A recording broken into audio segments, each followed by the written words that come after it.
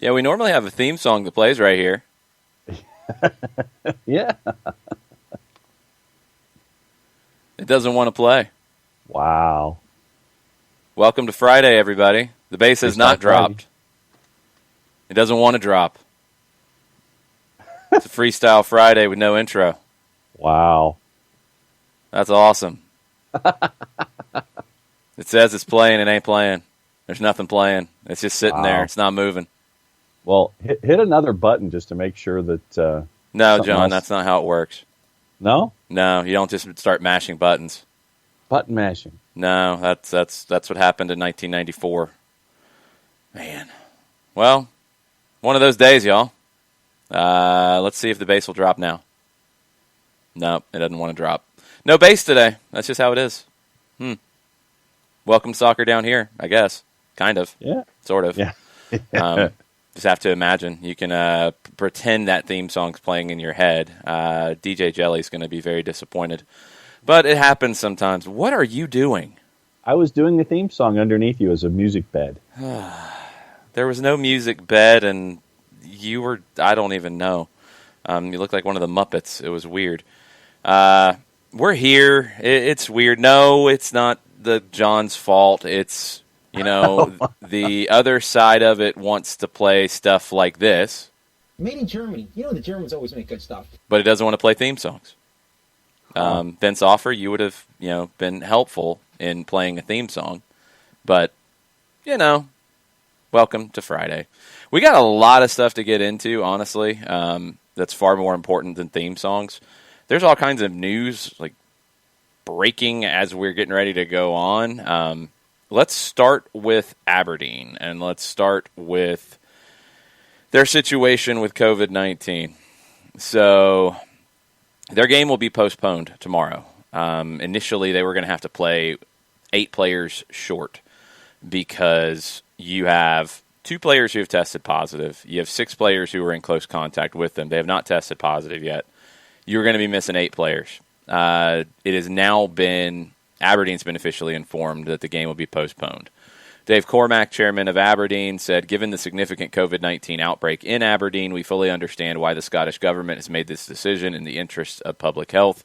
With the pressure over this season's fixtures and the fact that we caused this problem, we were fully prepared to play the game tomorrow. We are very grateful that the decision has been to postpone rather than forfeit the game. I took the opportunity yesterday to apologize to both football and health authorities and with our fellow Premiership clubs today.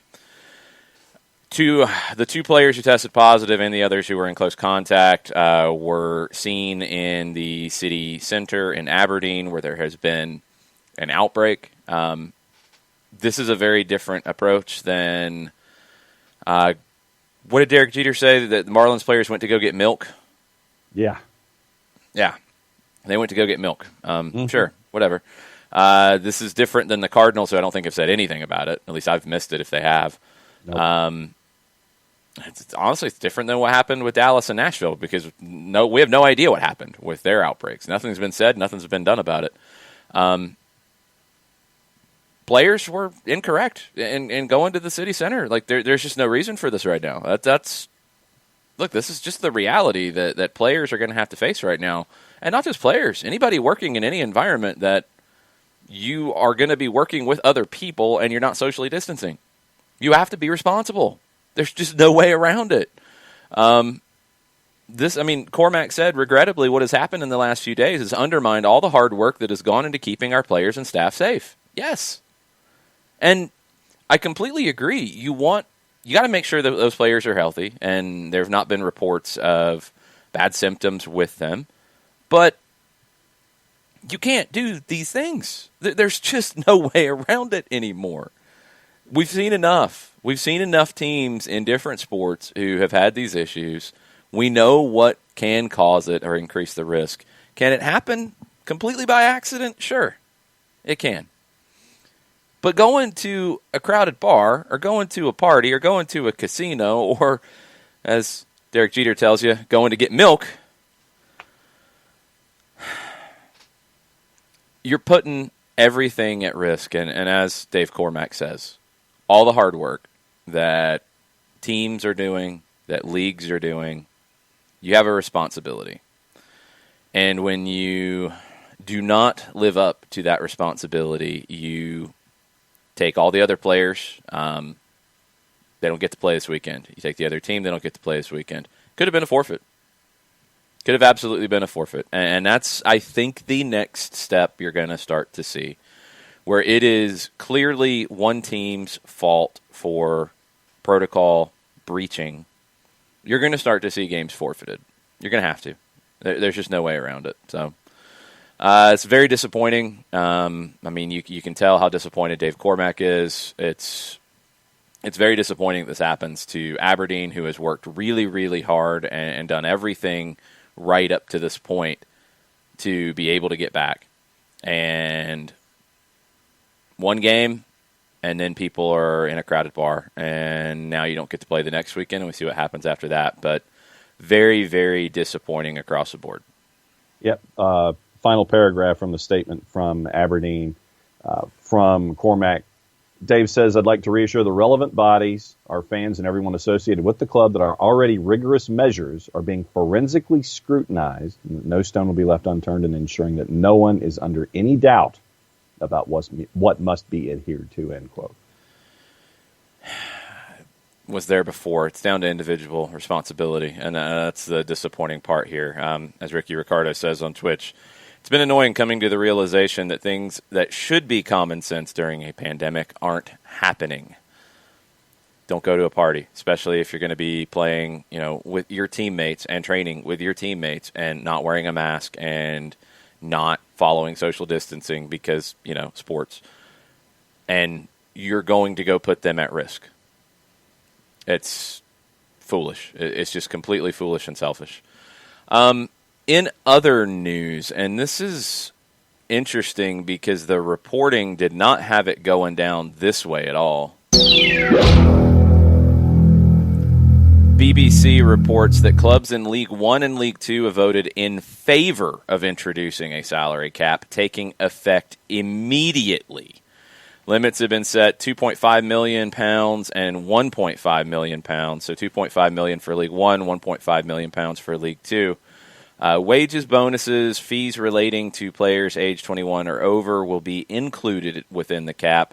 Income gained from promotion or progression in cups is exempt from the cap. Clubs are fined or face further sanctions if they exceed the spending limits. So, kind of a soft cap, I guess. Yeah. It's still a step that nobody thought was going to happen.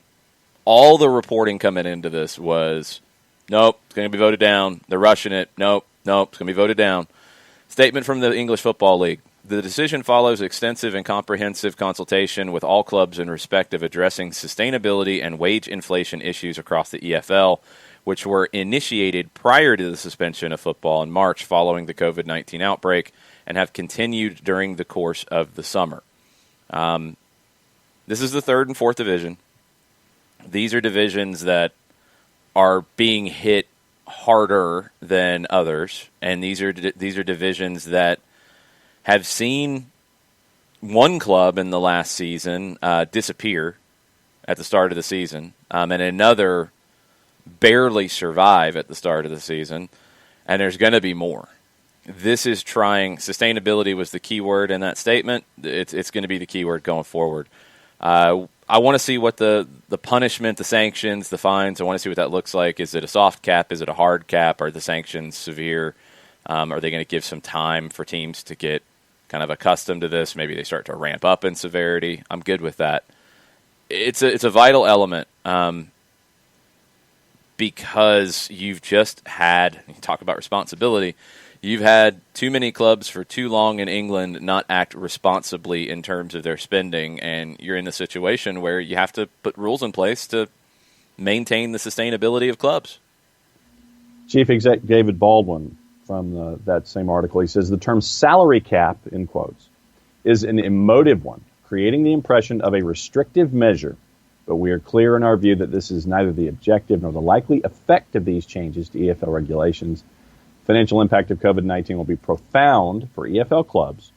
Today's vote will help ensure clubs cannot extend themselves to the point that could cause financial instability. We've had this discussion toward the end of the season, during the pandemic, during COVID-19, during the break, all of the concerns that we've had about teams around the world coming back. Executives have said, we think that 25% of the clubs that are currently around may not come back. I'm sure that there's still a lot of clubs that are trying to figure things out financially. If you want as many clubs in your respective pyramid to come back and be a part of your process, things like this right now seem absolutely necessary, so you're not overextending yourself with money that you don't have to begin with and trying to spend bad money after worse just to hang around and try to have the prestige of being wherever you want to be in the pyramid. So, for me, I'm looking forward to this because I want to see as many clubs around as possible so everyone can have the shared experience of what it means to their community, so you don't have history destroyed, so you don't have all of these things that are all a part of the fabric of what we've known go by the wayside because of what we're having to go through right now. Busy morning. Yeah, I told you we had a bunch of news. This is another big one from Martin Ziegler of the Times. The FA in England is unveiling tougher sanctions on racism discrimination. 6 to 12 match ban recommended, minimum 3 match for social media offense, and insulting someone's nationality is also now counted as a discriminatory offense, saying you Dutch so-and-so, you English so-and-so, you Irish so-and-so, et cetera, et cetera. Finally, hopefully UEFA and hopefully FIFA can follow down this road. I really, really, really hope that's the case. But, yeah, I have no problem with this, and I'm glad that we're finally having this conversation. Minimum 3 match for a social media offense, that's fine. 6 to 12, good. Those are severe bans, and they should be. You're hoping that folks maybe will start to learn the lessons. If the punishment is severe in your pocketbook, maybe you start to learn these kinds of lessons. So good on them for having these numbers, and it's a good start, and it's taken too long to get to this point. Yeah, I mean, it's not going away. They've tried to do some things in the past. It's been slow. It hasn't gone anywhere. If anything, it's gotten worse. So you have to ramp up the punishments. These are strong. These will help, and hopefully others follow suit, and we see where this goes. Bunch of updates from around the world, and we'll come back to the around the world segment later. We've got a lot out of South America about World Cup qualifiers, about Copa Libertadores, about Copa Sudamericana, some other nuggets from other countries. But we got to talk about last night. Orlando City makes it to the MLS's back cup final. They win over Minnesota pretty convincingly. If you just look at the numbers, you might not think it was all that convincing. I thought Orlando was in control of the match most of the way. They gave up a lot of shots, but they were more dangerous. Thanks, everybody, for hanging out in the... I think we're going to try the locker room right now is the name that's bouncing around. We'll see if it sticks. I guess the La Banda room is also floating around. I don't know, whatever it's going to end up being here on Twitch. But thanks for people hanging out with a watch-along. That was fun. Orlando is looking really, really good, but are they looking good enough to beat Portland? That, to me, is the million-dollar question. And I look at the defense for Portland and what we've seen from them in this tournament, and that reminds me, I've got to look at the early numbers in this, because I was trying to find early numbers after the match concluded last night, and I'll look them up here in a second. But it's gonna be a fun one. But right now, I would lean Portland, just from what I've seen from them defensively, and I know that it's going to be fun matchups, kind of like what we were hoping it was going to be last night with Nani, Tesho, and Mueller going up against the back from Minnesota. But we saw how Orlando handled Minnesota. I think that Portland, though, is an entirely different animal. Yeah, Portland is definitely a different animal. They're much better defensively. So it's going to be Nani versus Sebastian Blanco, I think is what this is going to come down to. Two guys who are able to beat you with a moment of magic. First goal from Nani, that first touch was beautiful, cushioning it with the bottom of the foot to just deaden the long ball from Janssen, put it into his path, and he slots it home. Second goal was great, and on most days that would be the goal of the game. He had a better one for the first one. So Nani, big time last night. Sebastian Blanco has been big time for Portland in big moments.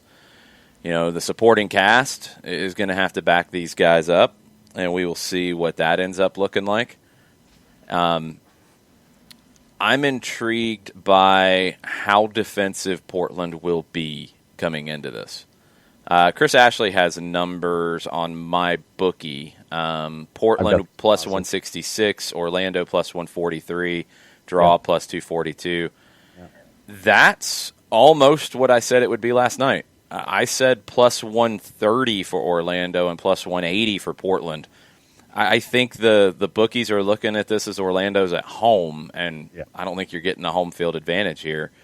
And I also don't think they're much on the side of Portland being a strong team. Wal Chara's not either. Wal Chara says, I hope Orlando wins. Not a fan of how Portland plays.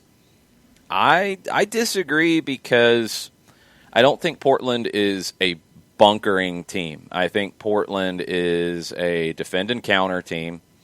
They can get out and play when they have possession, but they're also, I think, careful is a fair way to put it. I mean, Giovanni Savarese will be pragmatic, and if the best course of action is to sit and defend and counter on you, he'll do it. If his team's not playing well, he'll do what it takes to try to find a result. If they're in a position where they can dominate possession, they will. He will adapt to, I think, what the game calls for. So in this one, I think he'll be very careful about Nani and Mueller for sure. I don't think he's as worried about Akindele up top. He's got center backs who can handle that, but he's going to have to be very careful out wide in dealing with Nani and Mueller. But then also, and we saw Minnesota try to do this, and it didn't ever really work, I think Giovanni Savarese is going to go at Joao Moutinho because he is the weaker link defensively for Orlando. The other way you can get around Orlando is to draw Juan out on the right side and attack in behind him. There is space out wide to attack Orlando, and I think Portland will try to exploit that. It's going to be a very tactical game between Pareja and Savarese, two of the best managers in the league, and I'm looking forward to that. On Twitter this morning, early returns, Chris Hutchison says, Timbers might as well concede. Now it's 2020. Of course Orlando's going to win. MLS is back. Well, that might be true. But no, they're not going to concede. Gio doesn't concede. And Daniel Price is in, and he goes, so how bad does Portland beat Orlando in the final? Don't get me wrong. Orlando's played very well, and I thought they beat Minnesota, but Portland is the bigger animal here, like by a lot, I feel. Well, not by most. Plus 166. I just don't think people rate Portland like I do, for sure. I've always felt like Portland is a title contender under Savarese. I was blown away last year by how they struggled late in the year. Didn't expect to see that at all. I thought with all the home games they had at the end that they would be in good shape. They weren't. I think with the additions they've made this year, they're a title contender. I think they have one of the best managers. They have game changers in Valeri and Blanco, and they have good pieces around. I mean, Diego Char is still one of the best holding midfielders in the league. He's still up there. And the spine being as good as it is, and now you're getting goals from Ebobisse. I mean, this is a really good squad. So Portland, to me, has been underrated for years. 2018, nobody expected them to get to the final. 2019, nobody gave them credit. They lived up to that. 2020, nobody gave them any credit coming into the season. I've always rated them. So I'm not the person to really talk to you about this because I've always rated Portland higher. But according to the bookies early on, Orlando's the favorite by a little bit, but they're the favorite coming into this. John Nason, he says, and this is a philosophical hashtag MLS is back question. He says, thinking about whether the MLS is back Cup is a more prestigious trophy than the Open Cup given the competition, meaning MLS only. Many have dismissed the tournament, but now with Orlando City on the verge, is it time to recognize its status, and did I just say that? You just said that, and I don't know why you're saying that. No offense, but it's a tournament you had to make up to figure this thing out. It's not a more prestigious trophy than the U.S. Open Cup. This year's just bizarre to begin with. It's not easy for anybody to win this thing. I mean, don't get me wrong. It's a difficult tournament to win because you're going through a group stage. You're playing games on short rest. Portland's had to play 2 games on 3 days rest, and their opponents have had 5 days rest, which is a bizarre quirk of the scheduling. But they've gotten through it. So it's a special trophy, but is it bigger on the whole than the U.S. Open Cup? No, the trophy's not, because the trophy might not exist anymore after this. I mean, we don't even know what the trophy looks like. But the tournament might not exist after this season. In this year, is it more significant than an Open Cup win? I don't think so, because the Open Cup, you're having to go through that during a season. So you're having to balance multiple competitions. You're having to balance minutes. You're having to balance squad rotation. There's a lot of things you have to deal with in a normal Open Cup win. The thing is about the Open Cup, it's a draw. So you could have a tournament where you win the Open Cup, but it's an easier draw. And does that mean as much as this? Maybe not. You can have an Open Cup where you're drawing a third division champion. You're drawing a second division champion. You're getting, 2 MLS teams that are maybe the MLS Cup finalists the year before. It's all down to the draw. So, yeah, some Open Cups can mean more than others depending on the road you go down. But in general, the Open Cup's bigger. This is an accomplishment, though, for either one, for Orlando or for Portland to win this thing. It's a unique accomplishment. I don't think it really compares. Michael Bucklew has an idea. Okay. Make MLS Cup playoffs similar to MLS's back. 16 teams, 2 groups of 4 from each conference, 3 games in the group, higher overall seeds, 1 through 16 host. Top 8 advance to the knockout. Sell it to non-soccer viewers like a World Cup every year. Well, there's been talk about doing that. I think, can't remember if it's Grant Wall or Brian Strauss, or maybe the two of them who have always pushed for some kind of a group playoff format. In this crazy year, I'm not against it. Because you're not going to have any semblance of a normal season. It's sounding like, according to reports, and Sam Stejkal of The Athletic had a tweet last night that 10 teams out of the 14-team Eastern Conference would make the postseason. 8 out of the 12-team Western Conference would make the postseason. So 4 teams are eliminated during the season. You'd have play-down games to get to a round of 8 in the Eastern Conference. And then once you do that, you could have some kind of a group stage. The calendar is the only thing that makes it difficult this year, but this would be the year for it. Because you're going to play the 2 games before the pandemic outbreak. Everybody got the 3 games in Orlando, and Dallas and Nashville will make them up amongst themselves. You're not playing anything remotely close to a balanced schedule. I mean, you're going to play the teams closest to you next, it sounds like. So, it's not like you could play somebody 3 or 4 times. I mean, Dallas and Nashville are going to play 3 times. So when you look at a schedule format, it's not going to make any sense. You want to give everybody the best opportunity to have the best team win the tournament at the end of the season. You want the best champion you can possibly have. That would be another way to do that, and it would get some more games. And potentially, if people can, live up to that responsibility we talked about earlier, maybe have fans in the stands in higher numbers once you get into those round-robin games in the playoffs. I don't have a problem with it this year. I think in general, I like 2 legs. I would go to that format as opposed to the single-game knockout that we're seeing. But, MLS last year, in the playoffs is starting to, I think, get more attention for their postseason. I don't know if they need to make the format more complicated and a further step away from what sports fans in this country are used to. This year, though, I love that idea. We've got other things outside of MLS's back on Twitter, and we've also got some European thoughts from Gamey Muffin, Nathan Pugh. He's in this morning with some Premier League stuff. Jason Nix has some thoughts on Atlanta United. What else is on your mind? Well, why don't you give thoughts? Okay, I can. I didn't know if we were sticking to a particular topic or not. Have you been on the show before? No, I have not. Yeah, this is my first time. Just checking. First off, from Nathan Pugh, who still lists himself as Gamey Muffin as his name ID on Twitter. That's still really gross. I found out what the official name of those little things that I have in the mornings. Okay. They're listed as Danish strawberry cheese Danish bites. That's what they're calling them. Strawberry cheese Danish bites. So those are different than the other things that you said were turnovers. Yeah, they're smaller. That's what I was going by the size. So yeah. No, you said the other thing. You said at one point they were turnovers that you were eating. This is something different. Yeah, it's the same box that I was going into. I was calling them turnovers, but I looked at the actual title and they're referred to as Danish bites. Yeah. Oh, good grief. Pretty much.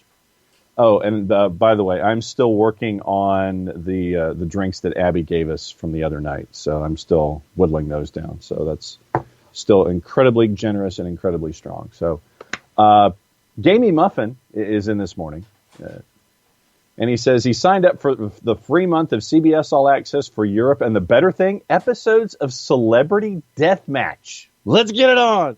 No, also, with Europe starting back, a reminder that the Reds are still champions of everything. Up the Reds, John, that is all.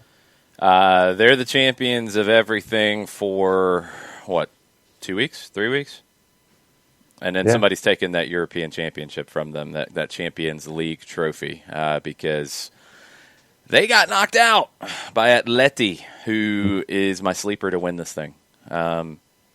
In single-game knockouts, Diego Simeone is a manager that it's hard to bet against in this format. So they're my sleeper. I think Manchester City is going to take care of business and make a deep run because I think the pressure's kind of on them to do so. Yeah. Bayern Munich's going to be difficult as well, obviously. But, I'm looking this weekend in the 4 games we're going to see to close out the round of 16. I'm looking... Today, Manchester City, Real Madrid should be a very interesting one. And then tomorrow, the game that I can't wait to see is Napoli-Barcelona because Barca is a hot mess at the moment. And Napoli is in a good run of form. And it looks like Insigne, who was an injury doubt, has trained, and he could be going in this game. So Napoli could go in and pull off the upset. They're my upset special. Atleti's my dark horse to win the thing, but I think it'll be Manchester City. All right, so your numbers in the aggregate, courtesy of our friends at Odds Portal. Juve was on the north end of minus 200 yesterday. That has gone down to minus 175 against Lyon. This is today's result. Okay. Yeah, give the game first so we know what we're talking about here. All right, so this is today's result only. Okay. Juve to win today, minus 175.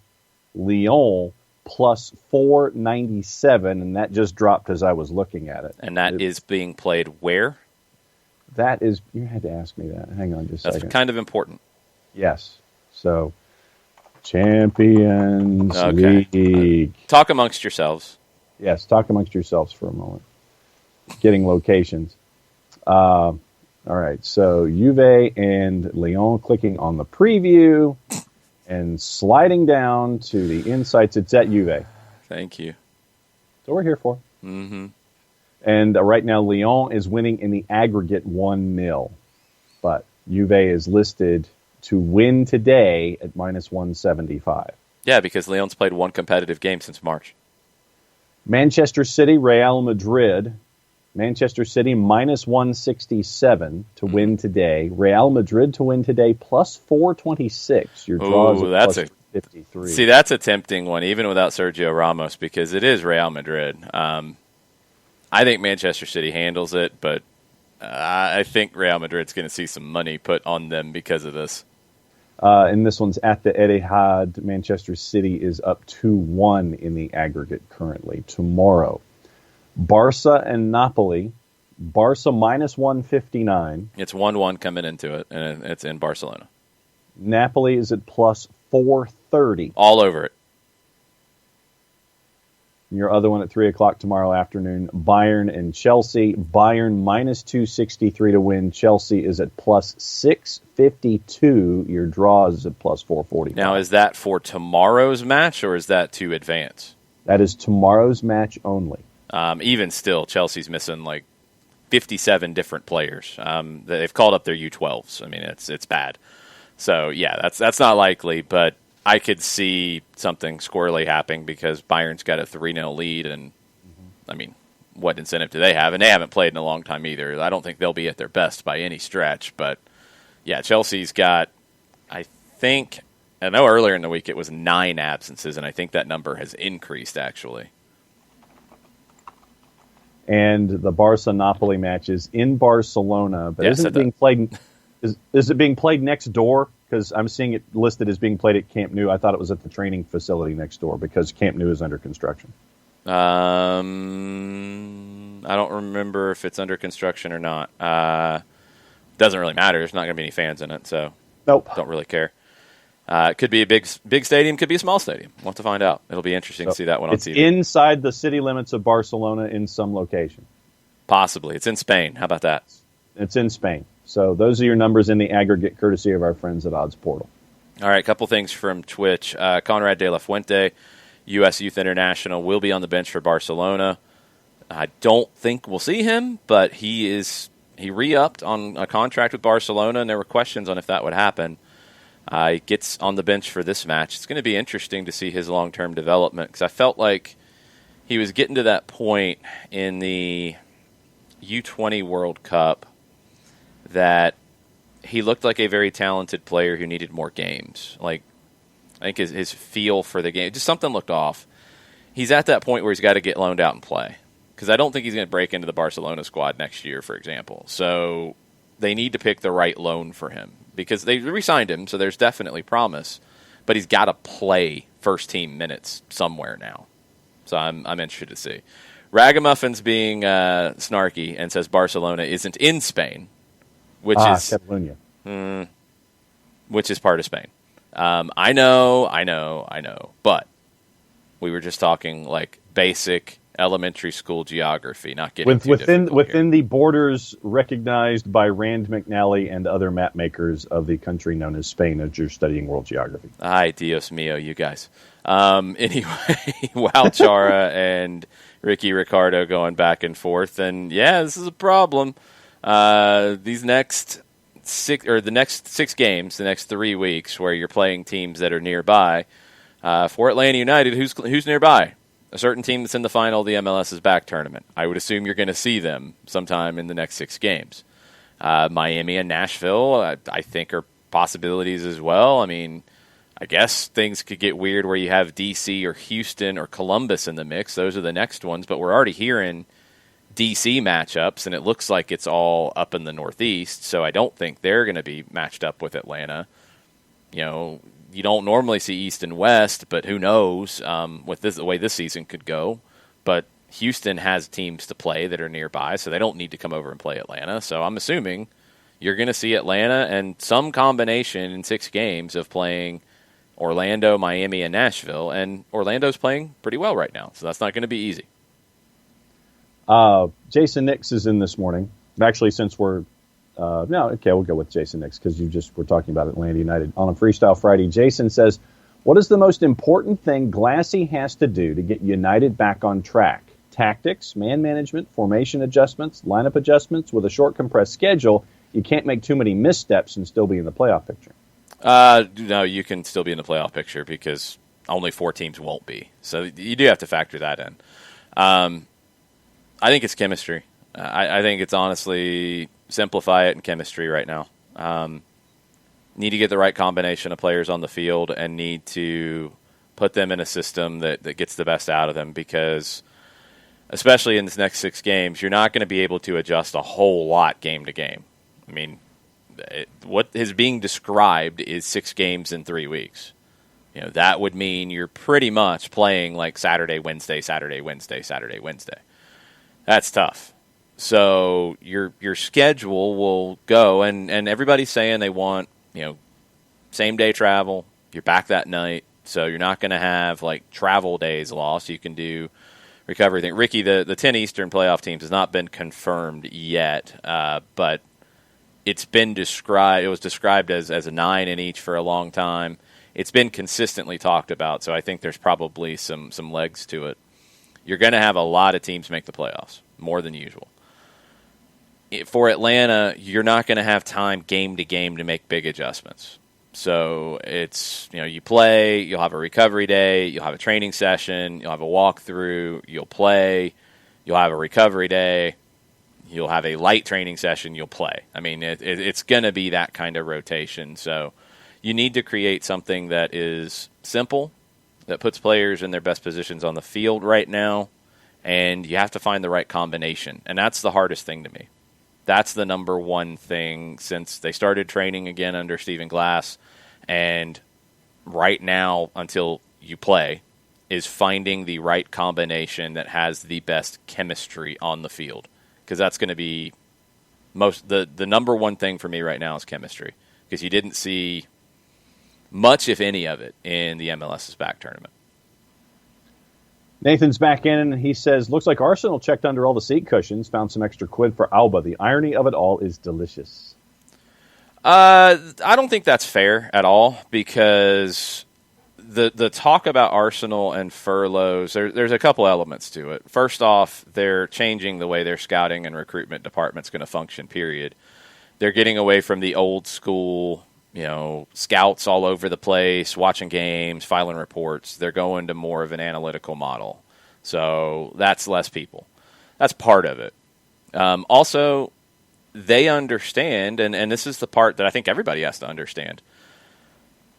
If Arsenal cut their roster budget, if Arsenal said, we're losing a whole bunch of money and we're going to have to cut in how much we spend, where they're at right now, with all of the stadium debt that they're having to pay off. Do you understand that if they cut their budget, they're not making Europe? They're not making Europe right now as a guarantee. They cut their player budget, they're not making Europe. That's a lot of money you're watching go out the door. You can't cut that. You've got to make sure you can spend competitively. That means you have to cut elsewhere. And that's reality. I don't think it's fair to throw shade at Arsenal for spending on a player that I think he was already committed to a pretty large amount anyway. And then there was an option for an even larger amount. I think they actually brought that down a little bit with a longer-term deal.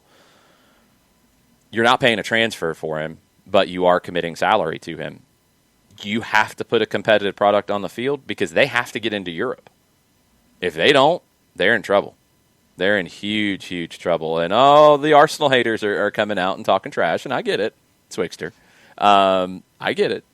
But throwing shade at them over the furloughs or the redundancies and then comparing it to a player signing, I don't think you can do that because, and I'm saying this from somebody who is in an off-field position with a team, in Arsenal's case, if they cut on the player level, which if you cut spending and you don't have as good of a player base, you're going to be less competitive. Right now, they've got to get into Europe to make their financials work. They've honestly got to get into the Champions League to make their financials work. They can't cut on their roster at all. Now, the question, and Johannes brings up the salary caps for League One and League Two in the chat, are you going to see that spread? Is this a starting point for the discussion of this around Europe and in different leagues? Germany's talked about it too, and Germany's talked about it at the Bundesliga level. Or is this an anomaly because it's lower divisions that you're trying to ensure the sustainability? I'll be intrigued to see either way, but for Arsenal, and Chris Ashley's on board with Arsenal not being competitive either, I don't think there's an Arsenal fan listening to the show right now that's at least talking to us. I'm trying to back Arsenal up, and it's a little painful at times. But you have to spend on your roster. You have no way around that because that's what gets you into Europe, and that's what gets you more money. That FA Cup win, if they didn't win that, it would have been worse. Yeah. For sure it would have been worse. So, I don't know. Shade will happen because shade happens. It's welcome to football, welcome to soccer. But I think this one is unfair shade towards Arsenal. The Daily Mail has the breakdown of all of the math with the Alexis Sanchez deal. It's complicated. They understand that United is going to pay Alexis Sanchez a £9 million payoff fee, because we were trying to figure out some of the math here. Sorry, Thad Dooley, Arsenal fan, but too much work to argue with everyone. I tried. I tried for you. I tried to back you up, and it hurt a little bit, but I think I made the point for you Arsenal people, I hope. Yeah, £9 million payoff fee as a part of his move to Inter. And the club, according to Daily Mail, they're said to be very satisfied at the outcome, considering that he would have earned in the region of £50 million under the terms of his contract that still had 2 years to run. So hold on. So they paid off less than a year up front to buy out the contract, basically. Mm-hmm. $9 million instead of 40. Yeah. Is that right? Yeah. So overall, since his move to United in January 2018, Sanchez has cost the club over £66 million, taking into account his wages at Old Trafford and Inter, that United were still paying up during a total of 132 weeks, as well as agent and sign-on fees. Yeah, okay. Before his loan spell, United forked out almost £35 million overall on Sanchez. Since moving on loan to San Siro, Manchester United have had to part with another almost £16 million, and that's even before the sign-on fee. So, during 89 weeks at Manchester United, Alexis Sanchez played 45 times under Mourinho and Ole Gunnar Solskjaer, so that averages out to £1.3 million per match. In those 45 appearances, he scored 5 goals. I thought we were talking about the economics of the deal, not throwing shade on a bad contract, because none of this matters. That money's spent. That money's gone. He's got that in his pocket. Yeah. So the biggest thing was that particular element that I was talking about, the $9 million, the £9 million to go with. Also on the board, apparently somehow in the math, it saves Manchester United potentially up to £58 million in wages. So by paying £9 million and going ahead and sending him off, they apparently might have saved another $58 million by doing so. Okay. Now I'm confused about numbers, and I'm that gif with just looking up at a chalkboard. Here's what matters. He was under contract for 2 more years. He didn't fit at the club. He wasn't playing. They'd loaned him out, and they were still paying his salary because nobody would take him and pay his salary. He was a bad asset. So they got rid of the bad asset. They cut their losses. They paid $9 million up front to say bye instead of paying him $40 million over the next 2 years, and maybe there was some other kind of clause or something else that would have kicked more money to it. They paid $9 million. He's gone. Inter gets him for free because he's out of contract, essentially. Okay, fine. All that works. The rest of it, I mean, yeah, they paid him a lot of money and he didn't deliver. Mm-hmm. Welcome to sports. It happens. It totally happens. So that has nothing to do with this decision, though. It's not about the past. It's about now. Do you want to commit $40 million to somebody who you had to pay to be somewhere else? No. You get a chance to pay $9 million and say bye, you say bye. Yep. Because Inter wasn't going to give any money in a transfer fee for him. So you cut your losses and you say bye. You've saved, I mean, just at a minimum, you've saved £31 million by getting rid of him at 9 and not paying him 40 over 2 years. Mm-hmm. So if there's any more than that, good. Yippee. Yep, there you go. Okay. What else? No, that was it. Those were the two biggest. You kept points. saying like you had something else to say, and I'm like, I don't know. I'm agreeing with you that you're going to pay 9, so you don't have to pay 40. Go for it. Okay, Swickster's trying to be argumentative as a Leicester fan. I want to make this clear as what I was saying about Arsenal, and we all know this.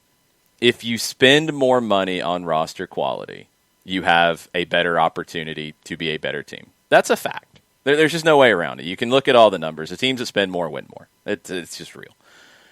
If you spend less, you have to get it right. You can't have this situation. If you're going to spend less money, you can't have one of these where it's sunk cost into a guy that you don't even want to play. Hello, Mesut Ozil. Mm-hmm. That's what it is. So you can't, at this point where Arsenal is, because they're not a lock for Europe, right now, next year, would you put a significant wager on Arsenal qualifying for Europe after the 2020-2021 season? No. No, I wouldn't. I don't trust it. I mean, it could happen, but it's a crapshoot after the top two and maybe the next two for me. It's a total crapshoot. I don't know if they get into the Europa League next year if you're Arsenal. So they can't afford to risk it at the moment. Can you get there by spending less? Absolutely. You got to hit on all your signings. That happens sometimes. Leicester's a prime example. But it's also where if you don't spend, you don't have enough depth or you don't have enough quality to get through. It just gives you more outs. It's why teams who spend more win more. You know, it's just a fact. And especially the other case with Arsenal is if you're trying to revamp your recruitment and your scouting departments at this time, I think it's a safe assumption that it might not be quite as good in the very short term. So you need to keep what quality you have right now and get the best you can out of it. So you had to commit to paying him. It's not linked to the redundancies, in my opinion. I don't think it's fair to put it in that category. You're going to see other clubs lay people off. I mean, get used to it. It's going to happen.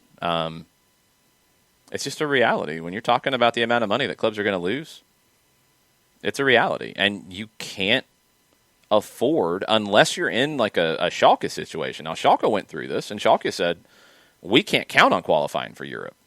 Well, they're not in a ballpark to look at Europe right now. So it's easy for them to say it and say, well, okay, we're just going to cut our spending on across the board, including our players.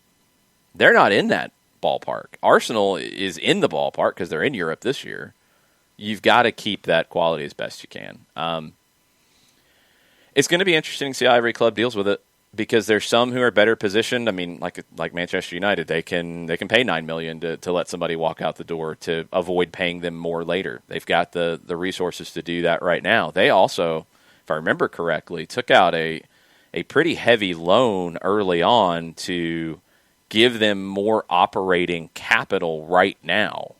I can't remember what the deal was, but I believe the Glazers did something to increase the money that they have available on hand right now. They basically stretched their credit as far as it could go to where they could do moves to maintain strength today. That was important. That's one reason why you can do this. But teams who don't have that opportunity, and it seems like Stan Kroenke doesn't want to spend more, and I don't know where they are in financial fair play, and I don't know if financial fair play matters anymore either. That's a whole nother topic. I don't know. I think Arsenal had to do this. They had to make that signing. They're I'm assuming, without seeing their books, they had to cut in other places. This is where you're at. £140 million loan back in late May was what Manchester United did. Yeah, I think the way it was described was they had, I want to say like a line of credit or something, and they basically opened it up all the way. Was, I think, the way it had been described at the time. I don't think they took out like a new loan. I think they just maximized operating capital at the moment. Drew $140 million of their £150 million syndicated revolving credit facility. Okay, that's what I was thinking. Yeah, okay. I do remember a few things occasionally. It's more than me. Yeah, it happens sometimes. Club said it precautionarily drew funds from that RCF to increase its cash position, preserve financial flexibility, and maintain liquidity during the COVID-19 crisis. Critical, and they're making the best of it right now. So, what else we got on the Twitters? We are effectively caught up, except for one note from Ricky Ricardo, and the Manchester Evening News is currently blocking me from seeing it, so I'll get there in a second. It's a link to some information about Eric Lopez, and it's from Roberto Rojas, and this occurred overnight. Roberto Rojas says that the new signing Eric Lopez set to travel to the U.S. joined his Atlanta United teammates at the end of the month pending visa approval. So yeah, and that goes back to the comments from Fox Sports Argentina that didn't make much sense. He's not going to factor into the first team when he gets here because he's not even going to get here until after the season restarts.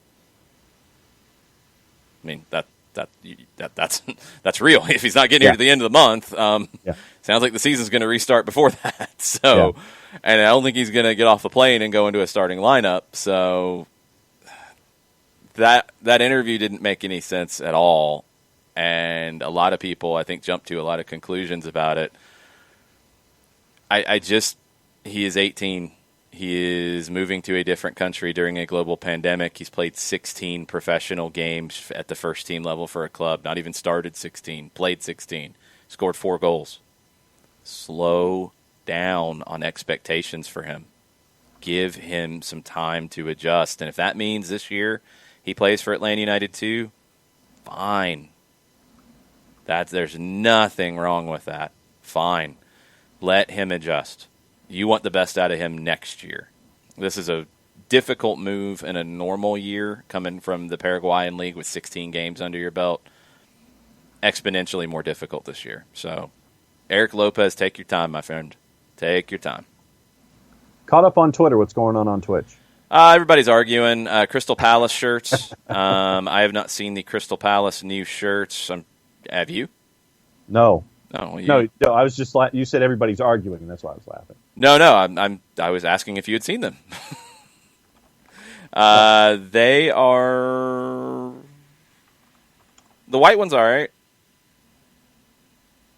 Yeah, that's my reaction. That's my official statement on Crystal Palace's bold new kits, according to Bleacher Report.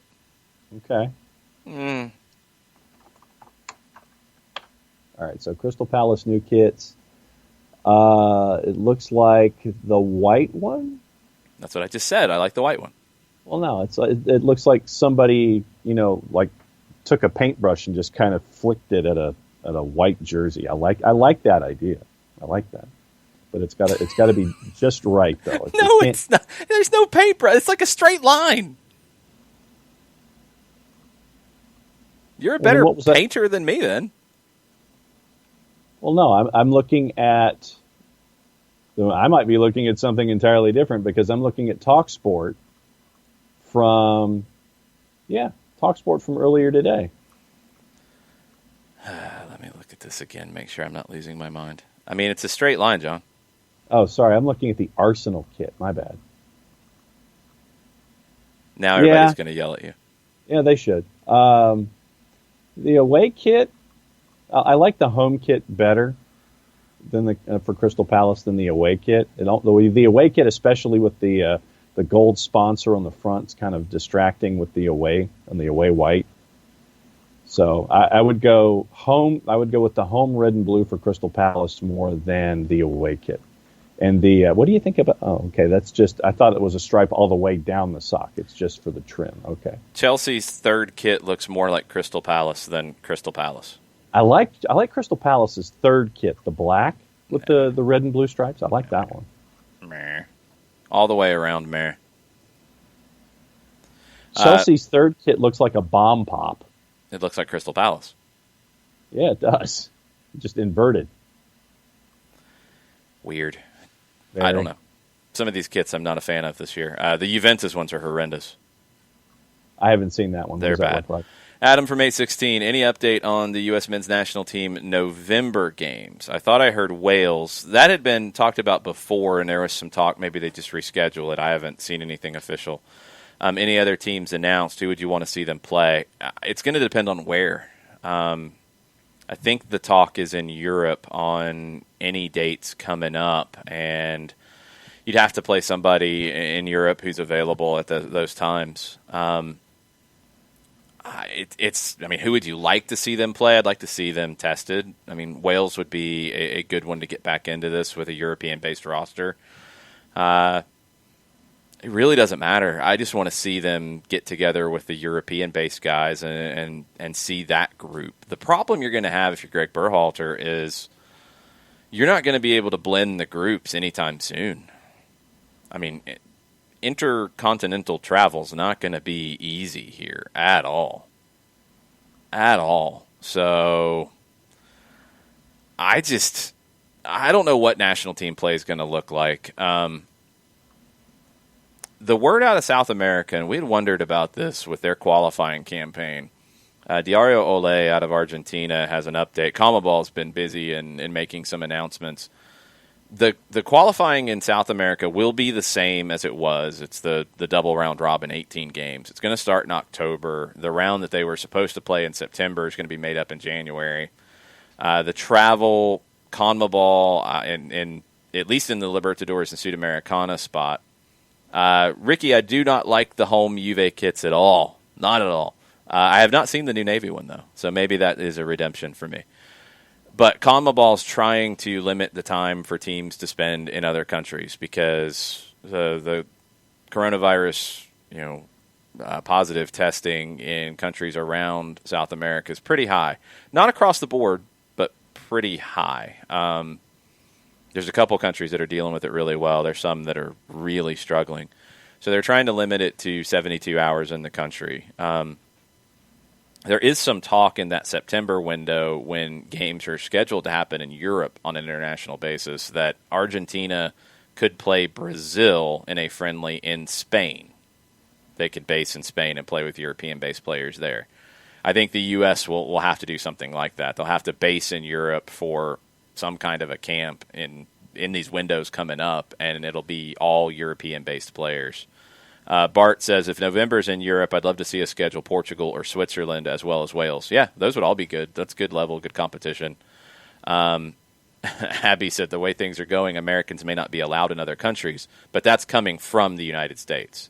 The group would be players who are in Europe now. They would not bring any MLS players, is my understanding. And that would be the reason. I just don't think they'd be able to actually make it happen.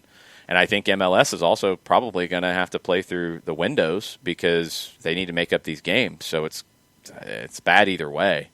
But it would just be the European-based players is the way that I saw it. So nobody would be traveling from the United States. So that would eliminate some of that issue.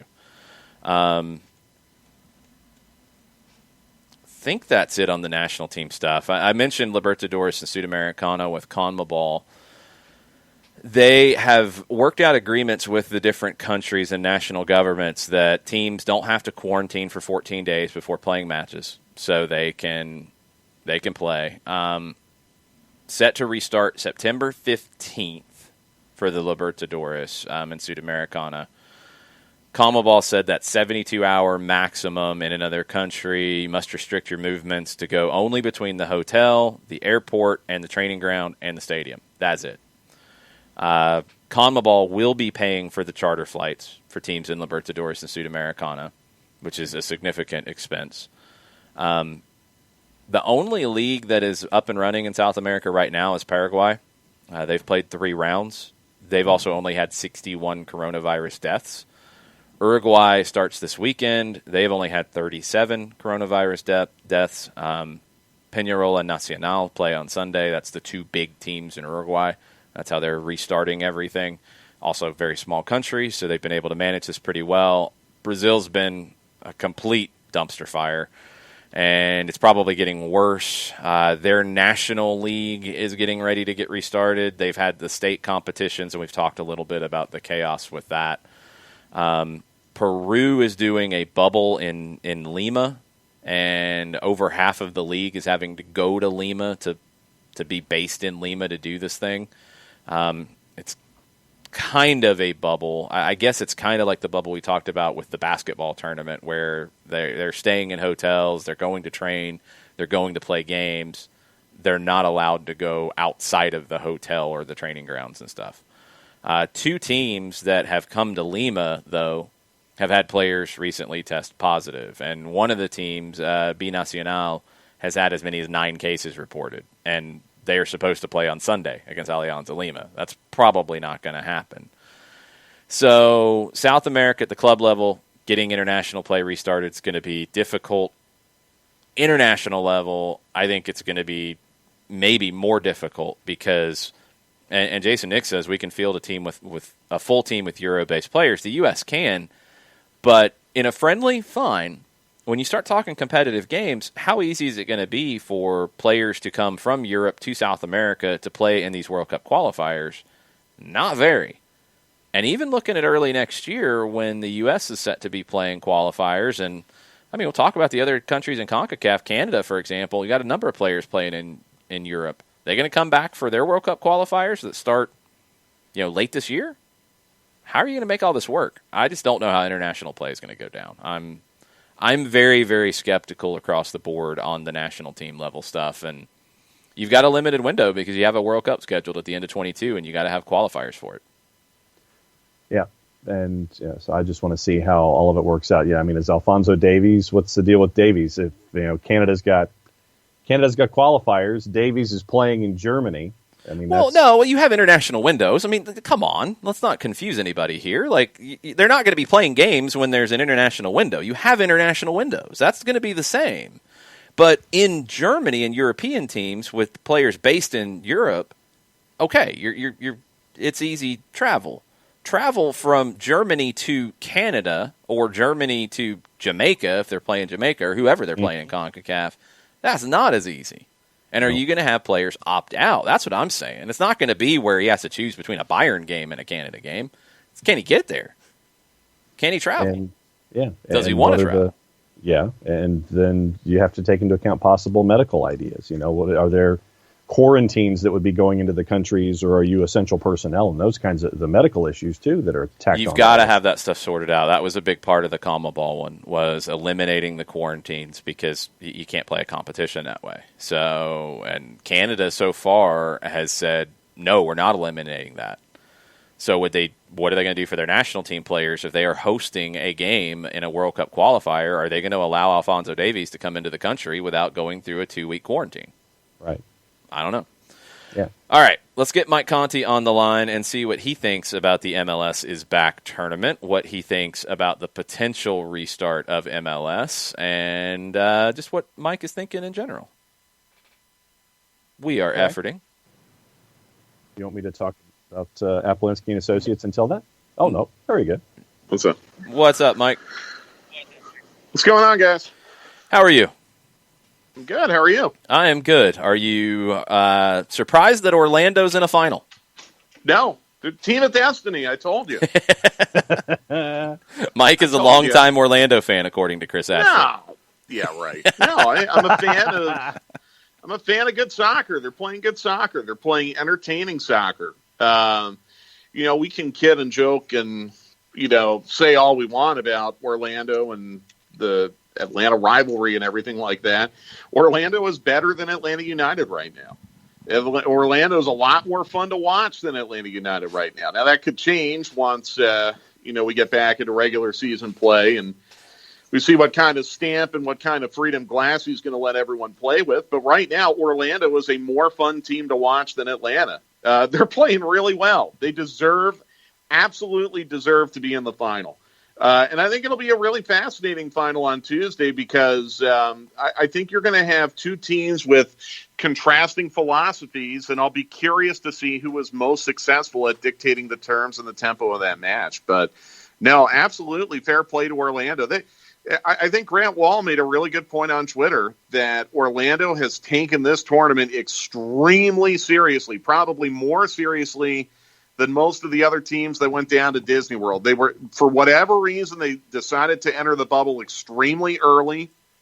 Even though the tournament was being played in their hometown, these guys have embraced every aspect of the tournament. You have not heard some of the rhetoric that you've heard from players and coaches on other teams who ended up going out early, incidentally. So Orlando took this tournament very, very seriously, and they've got something really special going right now with Oscar Pereira and Nani playing just incredibly well right now, probably the MVP of the tournament. They absolutely deserve to be there, and they deserve a lot of credit.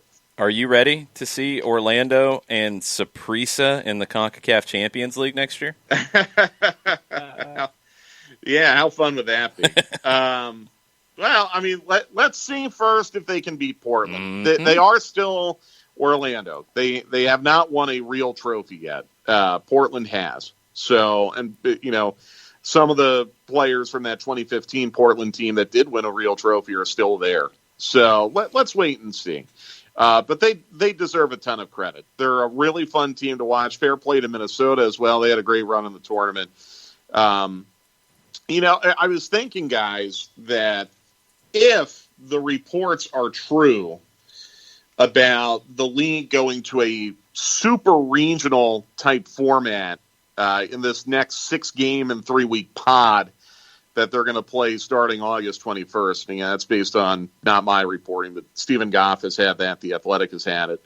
I don't think there's really much doubt that Atlanta United is going to be in a pod with Orlando. If they're going to do things geographically and regionally, in a way, it's kind of a weird, twisted way to think about it, but in a way, I kind of like the fact that Orlando's got to play another match now, because Atlanta United's probably going to have about a month between their matches. Orlando City could be turning around and playing the next week, which might be a competitive advantage for Atlanta United if they catch them early in this scheduling pod that I guess is going to be announced today.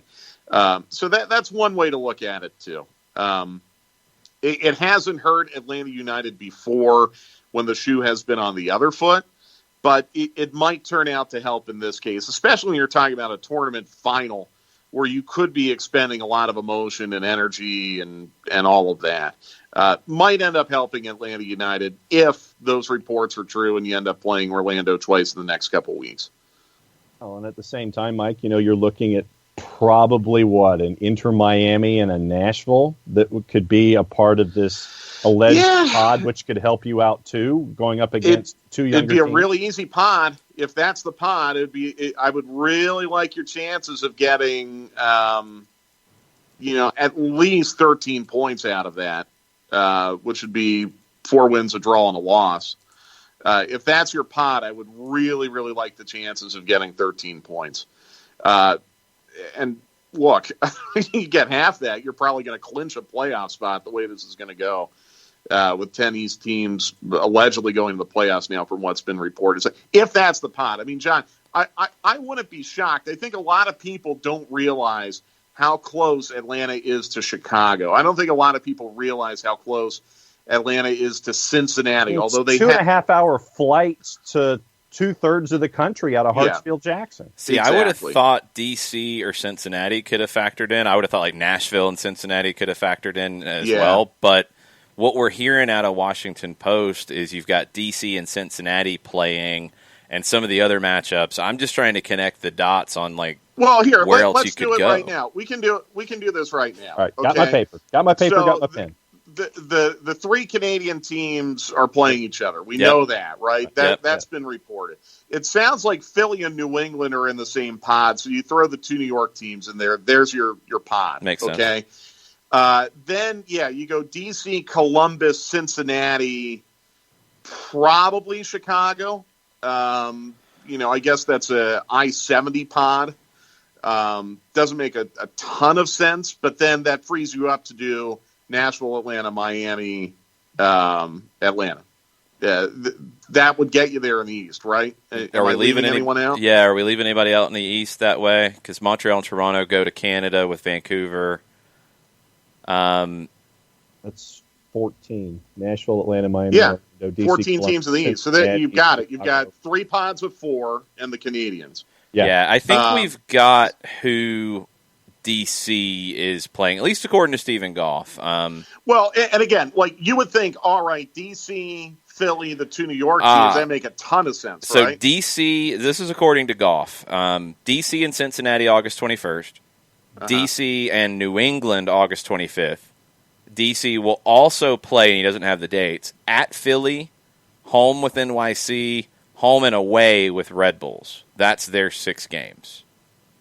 All right, so are they doing so maybe there's 2 overlap. 16 pods as opposed to 4 or 3 4s and a 14? 3? Maybe in some of these cases, especially up in the Northeast, maybe there's some overlap between pods. You know, I mean, I think the New York teams in New England playing is a no-brainer. Philadelphia and DC is a no-brainer, but Philadelphia and New England's a no-brainer. So, maybe it's not a true pod. Maybe it's just not a true pod. Let's get games geographically. but I think we just figured out some good pods. I'm a little upset. I thought we had it figured out. I guess it's going to be pod commingling. Today, right? From what we've heard, this is going to be announced today.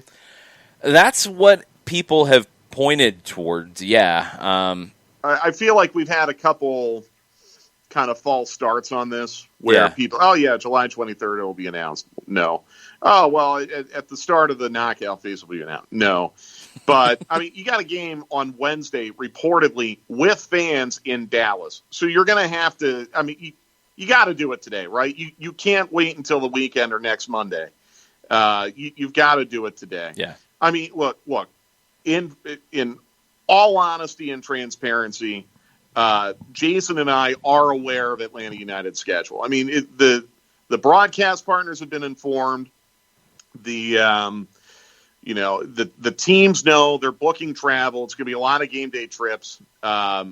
We know a lot that has not been announced. So I'm going to say that in all transparency. I think you might know more than I do. Well, no, I texted you. No, I know a little bit. Yeah. I'll tell you what we don't know is who they're playing and when. We don't know that. Yeah. I know when the fixtures are, but I don't know where they're being played and against whom. Yeah, we know dates, and they match up with everything that's been reported. Like, in terms of format, we know dates. That's I seriously, and I'm being totally honest, I do not know who the games are against or where they're being played. That I can tell you. Yeah. The teams probably do know that. I would hope so. Because again, like we know that national TV has picked some of these matchups. Again, the broadcast partners are involved. So, look, we can slow play this all we want. And, if they want to do a 4 p.m. schedule release show today, whatever, like, go ahead and do it. But, I mean, you're 2 weeks away from, or 2 weeks plus a day or two away from a match, okay? And I'm guessing most of the teams know who are in their scheduling pods, so they can start to develop some specific game plans for those matches. But basically, I've just told your SDH audience all that we really know, that, the teams know when they're going to play. They probably know who they're going to play. We haven't been told that much.